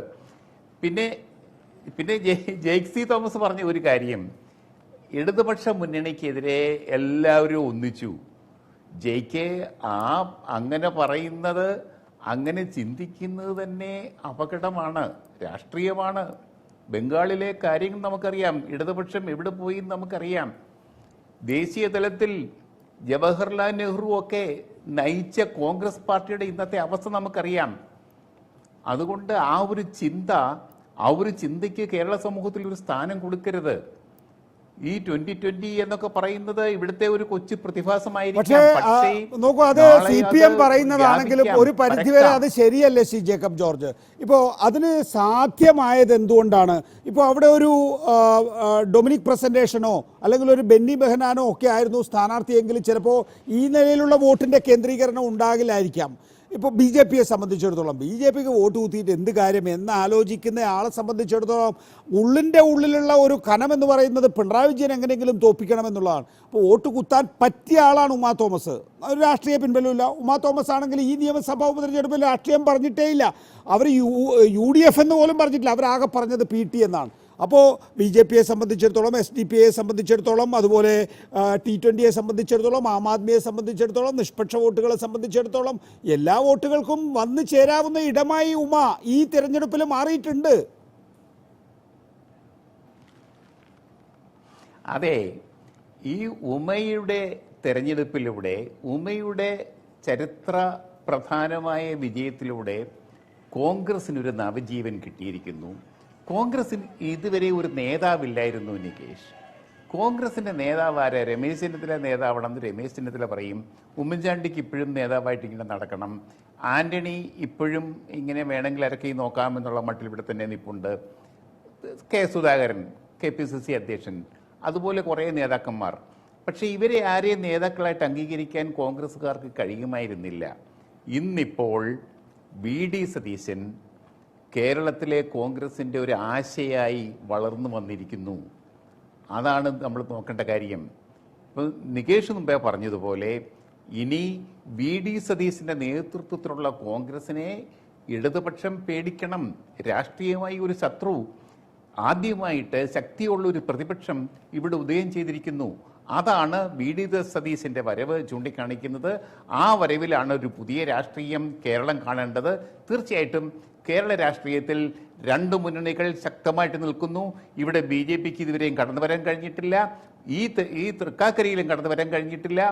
ഇനിയും അടുത്ത കുറേ കാലത്തേക്കും BJPക്ക് കടന്നു വരാൻ കഴിയില്ല എന്ന വണ്ണം ഒരു വളർച്ച ഉറപ്പാക്കാൻ ഇടതുപക്ഷത്തോടൊപ്പം UDFനും കഴിഞ്ഞിരിക്കുന്നു. അതാണ് ഇനി ഒരു പുതിയ രാഷ്ട്രീയ കാഴ്ച എന്നാണ് ഞാൻ അനുമാനിക്കുന്നത്. ശ്രീ പത്മനാഭൻ, ഇനിയിപ്പോൾ ഒരു BJPയുടെ സാധ്യത നമുക്ക് പറയാം, ഇനിയും സാധ്യതയുണ്ട്, ഞങ്ങളുടെ ഒരു തിരിച്ചുവരവുണ്ടാകുമെന്നുള്ളത്. പക്ഷേ ഒരു അവസരവും BJPക്ക് തരുന്നില്ല എന്ന് മാത്രമല്ല, നേരത്തെ ഞാൻ ചൂണ്ടിക്കാണിച്ചതുപോലെ തൃക്കാക്കര മോഡൽ നിങ്ങളൊരു പരീക്ഷണമായി നടത്തി നോക്കിയതല്ലേ? ഇപ്പോൾ തിരുവനന്തപുരത്ത് ഹിന്ദു മഹാസമ്മേളനത്തിൽ PC ജോർജ് പ്രസംഗിച്ച അതേ പ്രസംഗം ഇവിടെ വെണ്ണല വന്ന് പ്രസംഗിച്ച് ഒരു ധ്രുവീകരണം ഉണ്ടാക്കാൻ കഴിയുമോ എന്ന് നോക്കി. അതത്ര ഏറ്റില്ല. അത് കഴിഞ്ഞതിന് ശേഷം അതിൻ്റെ പേരിൽ അറസ്റ്റ് ചെയ്തപ്പോൾ വീണ്ടും വെണ്ണല ക്ഷേത്രത്തിലേക്ക് കൊണ്ടുവരുന്നു. PC ജോർജിനെ വലിയ നിലയിൽ ഘോഷിച്ച് കൊണ്ടു നടക്കുന്നു. ഞാൻ നേരത്തെ വിളിച്ച മുദ്രാവാക്യം വിളിക്കുന്നു എന്നൊക്കെ പറയുമ്പോൾ ഒരു പരീക്ഷണമായിരുന്നില്ലേ അത്? ആ പരീക്ഷണം പോലും പരാജയപ്പെട്ടു എന്ന് പറഞ്ഞാൽ ഇനി എന്താ നിങ്ങൾക്ക് ബാക്കിയുള്ള അസ്ത്രങ്ങൾ എന്താണ്? അതായത് ഇന്ത്യൻ നാഷണൽ കോൺഗ്രസും ഭാരതീയ ജനതാ പാർട്ടിയും പോലുള്ള പാർട്ടികൾ, ആ പാർട്ടികൾക്ക് പ്രാദേശികമായ നിലനിൽപ്പല്ല, അവരുടെ നിലനിൽപ്പ് ദേശീയമായ നിലനിൽപ്പാണ്. അതായത് ഡൽഹിയിൽ അധിഷ്ഠിതമായ രാഷ്ട്രീയമാണ് കോൺഗ്രസും BJPയും പണ്ട് മുതലേ കളിക്കുന്നത്. ഇന്ത്യൻ നാഷണൽ കോൺഗ്രസ് എന്ന് പറഞ്ഞാൽ ഡൽഹി ഹൈക്കമാൻഡിന്റെ അധീനതയിലുള്ള ഒരു പാർട്ടിയാണ്. Bharatiya Janata party national executive അല്ലെങ്കിൽ കോർ കമ്മിറ്റി എന്ന് പറയുന്ന ദേശീയ നേതൃത്വത്തിന്റെ കീഴിലുള്ള ഒരു പാർട്ടിയാണ്. അപ്പോൾ ദേശീയ തലത്തിൽ ചിന്തിച്ചാൽ ഇന്ന് കോൺഗ്രസിന്റെ അവസ്ഥ എന്താണ്? 2024 നാം പോകുമ്പോൾ കോൺഗ്രസിന്റെ അവസ്ഥയാണോ BJPയുടെ കേരളത്തിലെ അവസ്ഥയെ കുറിച്ചാണ് പറഞ്ഞുതരാം. അതായത് ഇന്നത്തെ അവസ്ഥയിൽ അടുത്ത ലോക്സഭാ തെരഞ്ഞെടുപ്പിൽ ഞങ്ങളുടെ പാർട്ടിയിൽ പലരും ഇപ്പോഴും വിശ്വസിച്ചു തുടങ്ങിയിട്ടുണ്ട് BJPയുടെ പ്രധാന എതിരാളി ആം ആദ്മി പാർട്ടി ആയിരിക്കും. അതായത് 2024 തെരഞ്ഞെടുപ്പിൽ BJPയും ആം ആദ്മി പാർട്ടിയും തമ്മിലുള്ള മത്സരമായിരിക്കും ഇന്ത്യയിൽ നടക്കാൻ പോകുന്നത്. ഞാൻ പറഞ്ഞു വന്നത്, ഒരു ദേശീയ പാർട്ടി എന്ന നിലയിൽ കോൺഗ്രസിന്റെ പ്രസക്തി നഷ്ടപ്പെടുമ്പോൾ ഒരു പ്രാദേശിക ഘടകത്തിന് കേരളത്തിൽ മാത്രമായി പിടിച്ചു നിൽക്കാൻ പറ്റില്ല. അതല്ല കോൺഗ്രസിന്റെ സംസ്കാരം. ഇത് ഞങ്ങൾക്കും ബാധകമാണ്. ദേശീയ തലത്തിൽ ക്ഷീണിക്കാൻ ഞങ്ങൾക്കും ബാധകമാണ്. അപ്പോൾ ഇന്ത്യൻ നാഷണൽ കോൺഗ്രസിന് ഇന്നത്തെ സാഹചര്യത്തിൽ ഒരു പരിധിക്കപ്പുറം ഈ VD സതീശനെ കൊണ്ടോ അല്ലെങ്കിൽ സുധാകരനെ കൊണ്ടോ മാത്രം ഈ രാഷ്ട്രീയം മുന്നോട്ട് കൊണ്ടുപോകാൻ പറ്റില്ല. അവരെ സംബന്ധിച്ചിടത്തോളം 24 തെരഞ്ഞെടുപ്പ് നിർണായകമാണ്. 24 വീണ്ടും കോൺഗ്രസ് പരാജയപ്പെടുന്നത് മാത്രമല്ല, ആം ആദ്മി പാർട്ടിയോട് 2ാം സ്ഥാനത്തിന് വേണ്ടി മത്സരിക്കുന്ന ഒരു സാഹചര്യം ഉണ്ടായാൽ, ഇപ്പൊ നിങ്ങൾ നോക്കൂ, 2 മുഖ്യമന്ത്രിമാർ ആം ആദ്മിക്കുമുണ്ട്, 2 മുഖ്യമന്ത്രിമാർ കോൺഗ്രസിനുമുണ്ട്. കോൺഗ്രസിന്റെ 2 മുഖ്യമന്ത്രിമാർ, ഒന്ന് രാജസ്ഥാനാണ്. അവിടുത്തെ അവസ്ഥ അറിയാലോ, നല്ല അടി നടക്കുകയാണ്. ഇപ്പം രാജ്യസഭാ തെരഞ്ഞെടുപ്പ് രാജസ്ഥാനിലെ BJP മോശമാണോ ശ്രീ പത്മനാഭൻ? രാജസ്ഥാനിൽ BJPക്ക് ഒരു കുഴപ്പമില്ല. അവരുടെ അവിടെയാണ് BJPയിൽ ഏറ്റവും അടി നടക്കുന്നത്. രാജസ്ഥാനിൽ രാജ്യസഭാ സ്ഥാനാർത്ഥിയുടെ ജയപരാജയങ്ങൾ 4 ദിവസത്തിനുള്ളിൽ തീരുമാനമാവും. അപ്പോൾ പിന്നെ ഒരു ഛത്തീസ്ഗഡാണ്. അതേ സമയത്ത് ആം ആദ്മി പാർട്ടിക്ക് 2 മുഖ്യമന്ത്രിമാരുണ്ട്. അപ്പോൾ കോൺഗ്രസിന് 2ാം സ്ഥാനത്തിന് ആം ആദ്മി പാർട്ടിയോട് മത്സരിക്കേണ്ട ഒരു സാഹചര്യത്തിലേക്കാണ് കാര്യങ്ങൾ നീങ്ങുന്നത്. അങ്ങനെ വരുമ്പോൾ കോൺഗ്രസ് ഇന്ത്യൻ രാഷ്ട്രീയത്തിൽ അപ്രസക്തമാകുന്ന ഒരു സാഹചര്യം അവരുടെ മുന്നിലുണ്ട്. അത് അവരെ തുറിച്ചു നോക്കുന്നുണ്ട്. 2024 ഞാൻ ചോദിച്ചത് കേരളത്തിലെ BJPയുടെ അവസ്ഥയാണ് സർ. അതിനൊരു ഉത്തരമാണ്. 2024 ലോക്സഭാ തെരഞ്ഞെടുപ്പിൽ ഭാരതീയ ജനതാ പാർട്ടിയും നരേന്ദ്രമോദിയും വീണ്ടും അധികാരത്തിൽ വരുന്നൊരു സാഹചര്യം ഉണ്ടായാൽ കോൺഗ്രസിന് 2ാം സ്ഥാനത്തിന് വേണ്ടി ആം ആദ്മി പാർട്ടിയുമായി മത്സരിക്കേണ്ട ഇന്നത്തെ ഒരു അവസ്ഥ അതാണ്. അത് വന്നാൽ കേരളത്തിൽ കോൺഗ്രസിന് പിടിച്ചു നിൽക്കാൻ പറ്റാതെയാവും. അതാണ് അവസ്ഥ. പല സംസ്ഥാനങ്ങളിലും കോൺഗ്രസ് 3ാം സ്ഥാനത്തേക്ക് പോയിരിക്കുന്നു. UP-യിൽ, ബീഹാറിൽ, മഹാരാഷ്ട്രയിൽ 4ാം സ്ഥാനമാണ്, ഒറീസയിൽ 3ാം സ്ഥാനമാണ്. അതാണ് അവസ്ഥ. അപ്പോൾ കോൺഗ്രസിന് ഇന്ത്യൻ രാഷ്ട്രീയത്തിലെ പ്രസക്തി നഷ്ടപ്പെടുമ്പോൾ കേരളത്തിന് മാത്രമായി പിടിച്ചു നിൽക്കാൻ പറ്റില്ല എന്നുള്ളതാണ്. കേരളത്തിൽ ഇടതുപക്ഷത്തിന് ബദലായി BJPക്ക് മാത്രമേ ഭാവിയുള്ളൂ എന്ന് ഞങ്ങളുടെ ആത്മവിശ്വാസത്തിന്റെ രഹസ്യം. ശ്രീ CR നീലകണ്ഠൻ, കേരളത്തില് BJPയെ സംബന്ധിച്ചിടത്തോളം പല പരീക്ഷണങ്ങളും നടത്തി. ഇത്തവണയും ഒരു പരീക്ഷണം നടത്തി നോക്കി. വിജയിക്കാനായിട്ടില്ല എന്ന് മാത്രമല്ല, വല്ലാത്ത രീതിയിൽ പിന്നോട്ട് പോവുകയും ചെയ്തു. കഴിഞ്ഞ തെരഞ്ഞെടുപ്പിൽ താങ്കൾ തൃക്കാക്കരക്കാരനാണല്ലോ. കഴിഞ്ഞ തെരഞ്ഞെടുപ്പിൽ ഒരു സജിയാണ് നിർത്തിയിട്ടുള്ളത്. സജിയുടെ പലതരം പോസ്റ്ററുകൾ നമ്മൾ അങ്ങോട്ടും ഇങ്ങോട്ടും ഒക്കെ പോകുമ്പോൾ കണ്ടിട്ടുണ്ട്. ഇപ്പോൾ BJPയുടെ ഒരു സ്ഥാനാർത്ഥിയുടെ ഒരു രൂപവും ഭാവവും പോലും അദ്ദേഹത്തിന് ഉണ്ടായിരുന്നില്ല. എന്നിട്ടും അദ്ദേഹം പിടിച്ച വോട്ട് AN രാധാകൃഷ്ണൻ നേടാനായിട്ടില്ല എന്ന് പറഞ്ഞിട്ട് പിന്നെ നമ്മൾ ഈ ചർവിതകർമ്മനം നടത്തിയിട്ട് എന്താ കാര്യം? അല്ല, ഒന്നാമത് ഏതായാലും ആം ആദ്മി പാർട്ടി വലിയ പാർട്ടിയാവും എന്നൊക്കെ ഇദ്ദേഹം പറയുമ്പോൾ എനിക്ക് രസമുണ്ട്. ഞാൻ ആ പാർട്ടിയുടെ മുമ്പ് ഒരു ഭാഗമായിരുന്നു, അവരുടെ ഭാഗമല്ല. കോൺഗ്രസിനേക്കാൾ ആം ആദ്മി പാർട്ടി വലുതാവും എന്ന് പറയുമ്പോൾ ഒക്കെ എനിക്ക് തമാശ തോന്നുന്നുണ്ട്. അതുകൊണ്ട് ഞാൻ അതിലേക്ക് പോകുന്നില്ല. ഇപ്പോ നികേഷ് ചോദിച്ച ചോദ്യം, യഥാർത്ഥത്തിൽ ഞാൻ നേരത്തെ ഇടതുപക്ഷത്തിന് പറ്റിയ അതേ അബദ്ധം, പക്ഷെ ഇടതുപക്ഷത്തിന് ഇതിനേക്കാൾ വേരുണ്ട് കേരളത്തിലും തൃക്കാക്കരയും. അതുകൊണ്ടാണ് ഇടതുപക്ഷത്തിന്റെ അബദ്ധം ആദ്യം പറഞ്ഞത്. ഈ മണ്ഡലത്തെ മനസ്സിലാക്കുന്നതിൽ ദയനീയമായി പരാജയപ്പെട്ടു BJP ചെറിയ വർക്കൊന്നുമല്ല അവിടെ ചെയ്തത്.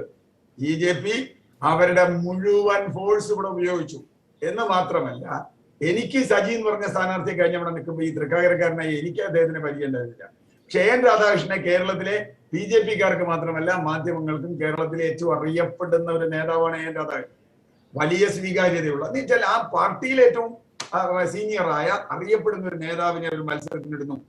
എന്നിട്ട് ഇവിടെ വലിയ പ്രചരണം, കാടിളക്കി പ്രചരണം നടക്കുന്നു. പ്രചരണമൊക്കെ കഴിഞ്ഞ് അതിന്റെ നേരത്തെ നികേഷ് ചോദിച്ച പോലെ ആ ഭൂലോക മണ്ടത്തരം എന്ന് പറയുന്ന പോലെ, മണ്ടത്തരം അവർ ചെയ്തതാണോ അതോ അവർ മനഃപൂർവ്വം ചെയ്തതാണോ എന്നറിയില്ല. ഏതായാലും മണ്ടത്തരായി എങ്കിൽ ഞാൻ നേരത്തെ ജോസഫിന്റെ സ്ഥാനാർത്ഥിത്വത്തിനെ പറ്റി പറഞ്ഞതുപോലെ തന്നെ പരമ മണ്ടത്തരമായി BC ജോർജിന്റെ പിന്നാലെ പോവുകയും ഞങ്ങൾ എന്താ ചെയ്യണ്ടേ ഒരു ചാൻസ് നോക്കിയെന്ന ഒരു എന്തായാലും ആ ചാൻസ് നോക്കിയത് തൃക്കാക്കരയിലെ ജനങ്ങൾ കൈക്കില കൂടാതെ എടുത്താൻ കളഞ്ഞു എന്നുള്ളതാ. അപ്പൊ ഇവരെന്താ വിചാരിച്ചേ? എന്താ BC ജോർജും കൂട്ടരും പറഞ്ഞേ ക്രിസ്ത്യൻ വോട്ടും ഹിന്ദു വോട്ടും ദാ ഇങ്ങനെ വരുന്നു. ഇവിടെ ക്രിസ്ത്യൻ വോട്ടും ഹിന്ദു വോട്ടും മുസ്ലിം വോട്ടും ഉണ്ട്, ഒന്നുമല്ലാത്ത വോട്ടുമുണ്ട്, സെക്യുലർ വോട്ടും ഉണ്ട്. തൃക്കാക്കര എന്ന് പറഞ്ഞാൽ ഒരു അർബൻ കോൺസ്റ്റിറ്റ്യുവൻസിയാണ്. അർബൻ മാത്രമല്ല, ഞാൻ നേരത്തെ പറഞ്ഞല്ലോ, ഈ വോട്ട് കോൺഗ്രസിന് കിട്ടിയെന്ന് പറഞ്ഞാൽ കോൺഗ്രസിന്റെ സ്ഥിര വോട്ടല്ല. ഇപ്പൊ നമ്മൾ വട്ടിയൂർക്കാവിനെ പറ്റി മുമ്പ് സംസാരിച്ചു. വട്ടിയൂർക്കാവിൽ അതിന് മുമ്പുള്ള തെരഞ്ഞെടുപ്പിൽ BJPക്ക് കിട്ടിയ വോട്ട് പ്രശാന്തിന് കിട്ടിയതുകൊണ്ടാണ് പ്രശാന്തിന് വലിയ ഭൂരിപക്ഷം കിട്ടിയത്. കോൺഗ്രസിന് കിട്ടിയ വോട്ട് പ്രശാന്തിന് കിട്ടി. അപ്പൊ അതിൽ നമുക്ക് പറയാൻ പറ്റുമോ കോൺഗ്രസും BJPയും ഒക്കെ കൂടി സഖ്യമുണ്ട്? അതൊന്നും പറയാൻ പറ്റില്ല.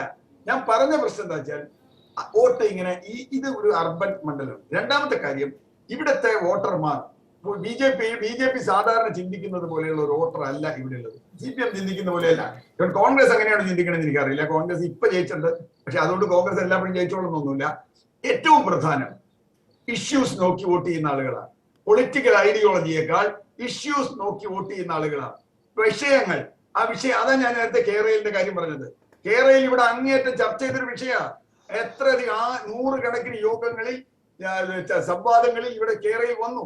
അതുപോലെയുള്ള വിഷയങ്ങൾ വളരെ കൃത്യമായും അർത്ഥത്തിൽ നോക്കാൻ കഴിയും. അത് മനസ്സിലാക്കണമെങ്കിൽ ഞങ്ങളുടെ വോട്ട് ഇത്ര, നിങ്ങളുടെ വോട്ട് ഇത്ര എന്ന രൂപത്തിലുള്ള പെട്ടിക്കണക്കുണ്ടല്ലോ, ആ പെട്ടിക്കണക്കൊക്കെ പരാജയപ്പെടുന്ന ഒരു രാഷ്ട്രീയമാണ് വരുന്നത്. നാളെ ഈ കോൺഗ്രസിന് വോട്ട് ചെയ്ത ആളുകൾ, CPM വോട്ട് ചെയ്ത ആളുകൾ നാളെ ആം ആദ്മിക്ക് വോട്ട് ചെയ്തേക്കാം, 2020 വോട്ട് ചെയ്തേക്കാം. ഇതൊക്കെ നടക്കുക ഇവിടെ. തൃക്കാക്കരയെ സംബന്ധിച്ചിടത്തോളം എനിക്ക് പറയാൻ കഴിയും, ഷിഫ്റ്റ് ചെയ്യുന്ന ഒരു വോട്ടിംഗ് പാറ്റേൺ തൃക്കാക്കരയുണ്ട്. അതൊരു അർബൻ സ്വഭാവമാണ്, അത് ഇഷ്യൂ ബേസ്ഡ് ആണ്. അത് മനസ്സിലാക്കുന്നതിൽ BJP ദയനീയമായി പരാജയപ്പെട്ടു. അവരെന്താ ഈ ഇഷ്യൂ അവർ കൊണ്ടുവന്നത്? അവർ കൊണ്ടുവന്ന ഇഷ്യൂ എന്ന് പറഞ്ഞാൽ ക്ലച്ച് പിടിക്കാത്ത ഇഷ്യൂ ആ. കാരണം എന്താ വെച്ചാൽ ഇവിടെ ആളുകളെ വർഗീയമായി ക്രിസ്ത്യാനിക്കെതിരെ മുസ്ലിമിനെ, മുസ്ലിമിനെതിരെ ഹിന്ദുവിനെ, ഇങ്ങനെ ഈ ഒരു തരികട കൊണ്ട് അങ്ങനെ ഒന്നും ജയിക്കാവുന്ന ഒരു മണ്ഡലമല്ല തൃക്കാക്കര. എന്നെങ്കിലും മറ്റു മണ്ഡലം ഉണ്ടോ എന്ന് എനിക്കറിയില്ല. തൃക്കാക്കര അല്ല എന്നുള്ളത് വളരെ കൃത്യമായി പക്ഷേ നേരത്തെ ഇതേപോലെ തന്നെ നമ്മൾ വിലയിരുത്തിയ മണ്ഡലമാണ് പാല, കോന്നി, അല്ലെ പാല, വേറെ എവിടെയാ, തിരുവനന്തപുരത്തെ നമ്മുടെ അരുവിക്കർ, വട്ടിയൂർക്കാവ്. ഇത്തരം ഇതൊന്നും കടന്നു കയറാൻ, വട്ടിയൂർക്കാവ് സമാനമായ രീതിയിലൊരു നഗര കേന്ദ്രീകൃത മണ്ഡലമല്ലേ? പാല എല്ലാ കാലഘട്ടത്തിലും CPM വിരുദ്ധ വോട്ടുകളുടെ ഒരു സമാഹാരമല്ലേ? കോന്നി അടൂർ പ്രകാശിന്റെ പ്രശാന്തിന് ഇത്ര വോട്ട് കിട്ടിയത്, പ്രശാന്ത് എന്നുള്ള വ്യക്തിക്ക് കിട്ടിയ ഒരു വോട്ടുണ്ട്. അതില് ചെറിയ വോട്ടൊന്നും അല്ലാതെ അത് CPM കാരനും കോൺഗ്രസ്സുകാരനും മാർക്സിസ്റ്റ് എല്ലാവരും വോട്ട് ചെയ്യുന്നുണ്ടാവും പ്രശാന്തിന്. കാരണം പ്രശാന്ത് എന്നുള്ള ഒരു വ്യക്തി അത്ര സ്വീകാര്യനാണ്. അതൊക്കെ ഉണ്ടെന്ന് ആളുകളെ നോക്കും. ഇവിടെ ഞാൻ പറയുന്നു, കാൻഡിഡേറ്റ്സിന്റെ കമ്പാരിസണിൽ ഉമ്മ ഫാർ ഫാർ ഫാർ ഒരു മിഡിൽ ക്ലാസ് ആളെ സംബന്ധിച്ചിടത്തോളം ജോ ജോസഫിനേക്കാൾ ഉമ്മ സ്വീകാര്യമാണ്. നിങ്ങൾ അന്വേഷിച്ച് നോക്കൂ. ശരിയായിരിക്കും. പക്ഷേ ഉമ്മ സ്വീകാര്യമായി എന്നുള്ളത് കൊണ്ട് എല്ലാവർക്കും വന്ന് UDF വോട്ട് കുത്താൻ പാകത്തിലുള്ള ഒരു രാഷ്ട്രീയം അവിടെ LDF സൃഷ്ടിച്ചു വെക്കുകയും കൂടെ വേണമല്ലോ. അല്ലാതെ നമ്മളൊരു നല്ല സ്ഥാനാർത്ഥിക്ക് മാത്രമായിട്ട് എപ്പോഴും വോട്ട് ചെയ്യുമോ? ഇല്ലല്ലോ. പൊളിറ്റിക്സ് എതിരാകുമ്പോഴാണ് നല്ല സ്ഥാനാർത്ഥി നോക്കി വോട്ട് ചെയ്യുക എന്നുള്ളതാണ് ഞാൻ മനസ്സിലാക്കിയിട്ടുള്ളത്.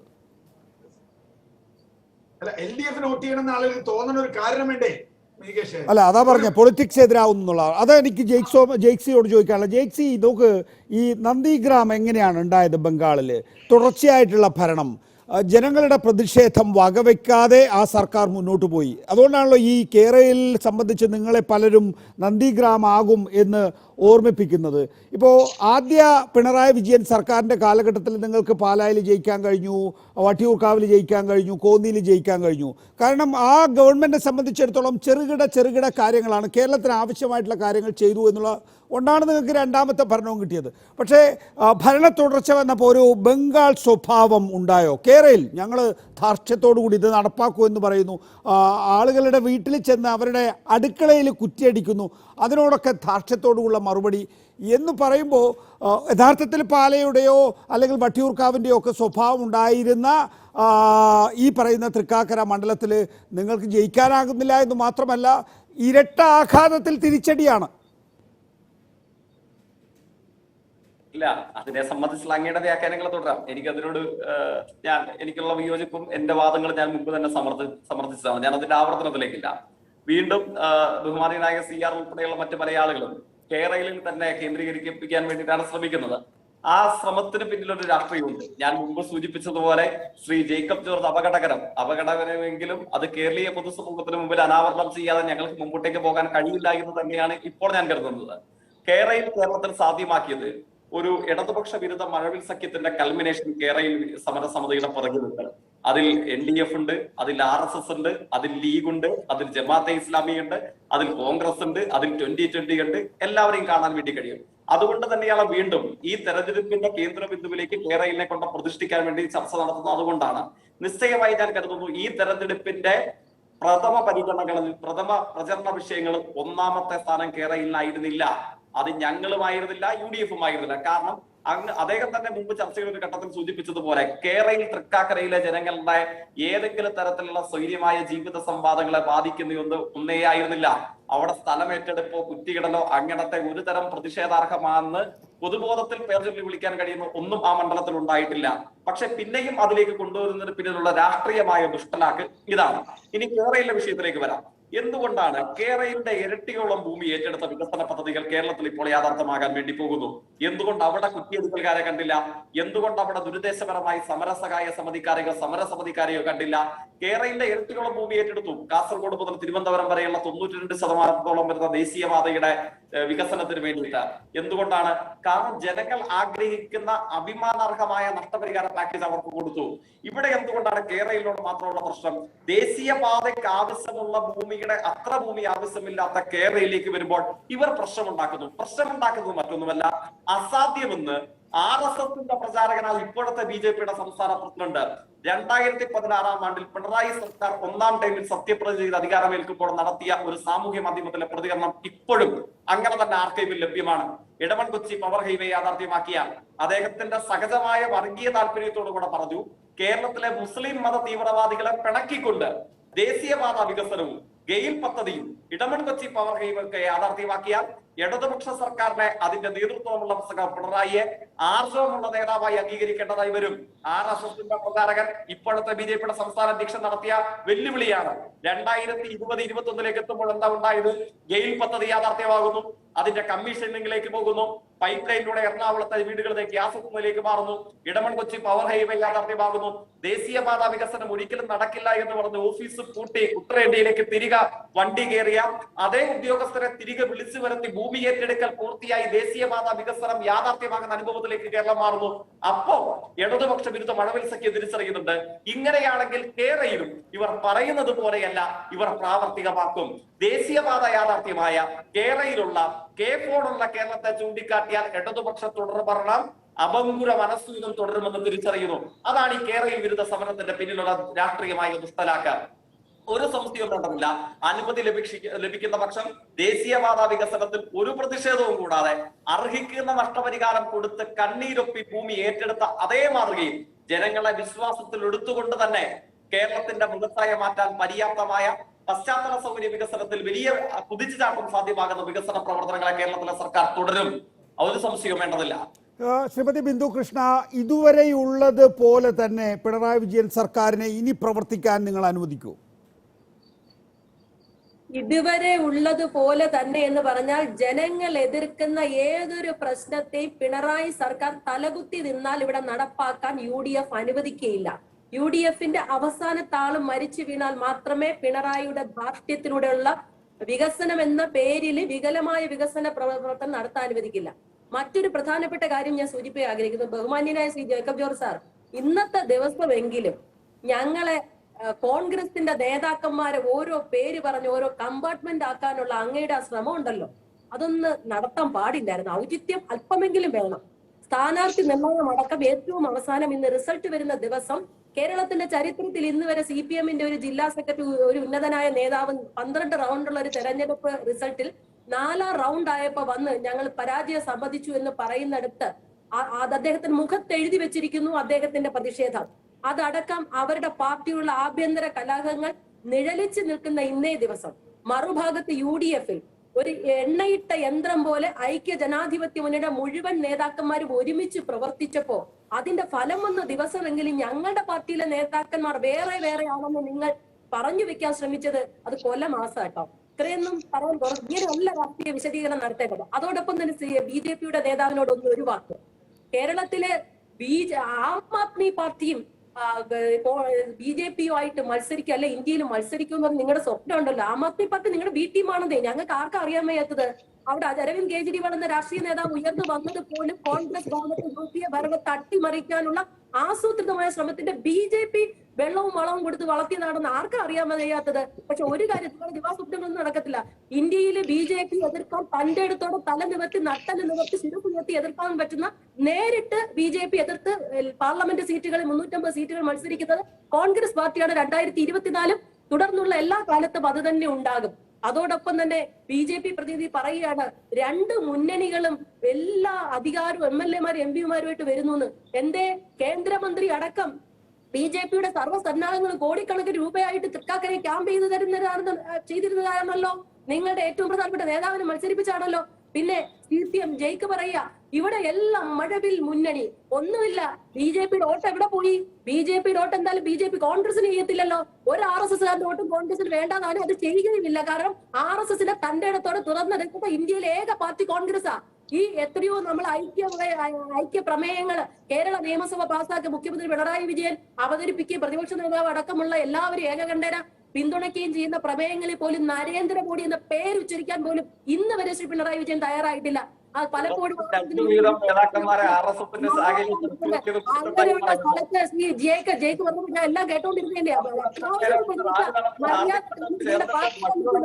അടിപ്പിക്കുന്ന പോലെ ജയിക്ക് ഇറങ്ങി ചെറുപ്പടന്റെ ജയിക്കിന്റെ പാർട്ടി ഓഫീസിലല്ല ഞാൻ വന്നിരിക്കുന്നത്. ഞാൻ വന്നിരിക്കുന്ന റിപ്പോർട്ടർ ചാനൽ ചർച്ചയിലാണ്. താങ്കളുടെ ഊഴം വരുമ്പോൾ താങ്കൾ പ്രതികരിക്കൂ. എന്റെ അവസരത്തിൽ ദയവായി കടക്കരുത്. ഞാൻ പറയാൻ ആഗ്രഹിക്കുന്നത് CPMന്റെ മുഖ്യമന്ത്രി മന്ത്രിമാരും എല്ലാ അധികാരവും ഉപയോഗിച്ചിട്ട് എന്തൊക്കെയാ എന്തൊക്കെ പ്രചരണങ്ങളായിരുന്നു കോൺഗ്രസിനെ തകർത്ത് കളയാന്ന്. കോൺഗ്രസിന്റെ പ്രസക്തി നഷ്ടപ്പെടണമെന്നുള്ളതാണ് CPM-ന്റെയും BJP-യുടെയും മുദ്രാവാക്യം. കോൺഗ്രസ് രഹിത ഇന്ത്യ എന്നത് BJP മുന്നോട്ട് വെക്കുമ്പോൾ കോൺഗ്രസ് മുക്ത കേരളമാണ് CPM മുന്നോട്ട് വെക്കുന്നത്. ഈ രണ്ടു കൂട്ടരും എന്തായാലും കോൺഗ്രസിനെ വളർത്താൻ നിൽക്കത്തില്ല. പക്ഷെ ഞങ്ങളെ സംബന്ധിച്ചിടത്തോളം 10 വോട്ടിന് വേണ്ടി ഏതെങ്കിലും ഒരു വർഗീയ പാർട്ടിയുമായിട്ട് കൂട്ടുചേർന്ന് ഗവൺമെന്റ് ഉണ്ടാക്കാമെന്ന് പറഞ്ഞാൽ തന്റെ ഇടത്തോടെ അന്തസ്സോടെ ആർജവത്തോടെ അത് വേണ്ട, ഞങ്ങൾ പ്രതിപക്ഷത്തിൽ ഇരുന്നോളാം എന്ന് പറഞ്ഞുകൊണ്ട് രാഷ്ട്രീയ ആദർശം മുൻനിർത്തി, രാഷ്ട്രീയ ആശയം മുൻനിർത്തി, ജനക്ഷേമ പ്രവർത്തനങ്ങൾ മുൻനിർത്തി ഞങ്ങൾ വോട്ട് ചോദിക്കുന്നു. പിന്നെ ഗെയിൽ പദ്ധതിയൊക്കെ ശ്രീ ജയ്ക്ക് ഇങ്ങനെയൊക്കെ പുകഴ്ത്തുന്ന കാണുമ്പോൾ സന്തോഷമുണ്ട് കേട്ടോ. നിങ്ങൾ എത്ര സമരം ഗെയിൽ പദ്ധതിക്കെതിരായിട്ട് നടത്തിയത്, നിങ്ങൾ ഓരോ ദിവസവും സമരം നടത്തിയില്ലേ? പിന്നെ കേരളയില് ദേശീയപാത വികസനത്തെ എതിർക്കാത്തവർ എന്തുകൊണ്ട് കേരളയിലെ എതിർക്കുന്നത്? കേരളയിൽ എന്ന് പറയുന്നത് കേരളത്തിന്റെ സാമ്പത്തിക സ്ഥിതി തകർക്കും, പഠിച്ചു നോക്കൂ മനസ്സിലാകും. കേരളയിൽ എന്ന് പറയുന്നത് പാരിസ്ഥിതികമായി കേരളത്തെ തകർക്കും, പഠിച്ചു നോക്കൂ മനസ്സിലാകും. കേരളയിൽ എന്ന് പറയുന്നത് കേരളത്തിന്റെ സാമൂഹ്യ വ്യവസ്ഥ തകർക്കും. എന്തുകൊണ്ട് പിണറായി സർക്കാർ എന്തൊക്കെയാ കാണിച്ച? സ്ത്രീകളെ പുരുഷ പോലീസുകാരടക്കം കാല് വലിച്ചു കയറി കൊണ്ടുപോകുന്ന രീതിയിൽ ആക്രമിച്ചു കൊണ്ടുപോകുന്ന കാഴ്ച കേരളം ഏതെങ്കിലും ഒരു കാലത്ത് കണ്ടിട്ടുണ്ടോ? ശരി, നമുക്ക് അവസാനിപ്പിക്കാം. ഏതായാലും രാഷ്ട്രീയം കുറച്ചുകൂടി നല്ല ചടുലതയോടുകൂടി ഇനിയുള്ള ദിവസങ്ങളിൽ മുന്നോട്ട് പോകും. സ്വാഭാവികമായി നമുക്ക് അത് റിഫ്ലക്റ്റ് ചെയ്യും ടെലിവിഷൻ ചർച്ചകളിലും എന്ന് കരുതാം. വളരെ നന്ദി ശ്രീമതി ബിന്ദു കൃഷ്ണ, ജെയ്സി തോമസ്, ശ്രീ പത്മനാഭൻ, ഒപ്പം തന്നെ CR നീലകണ്ഠൻ, ജേക്കബ് ജോർജ്, സഹകരിച്ചു. നന്ദി, നമസ്കാരം.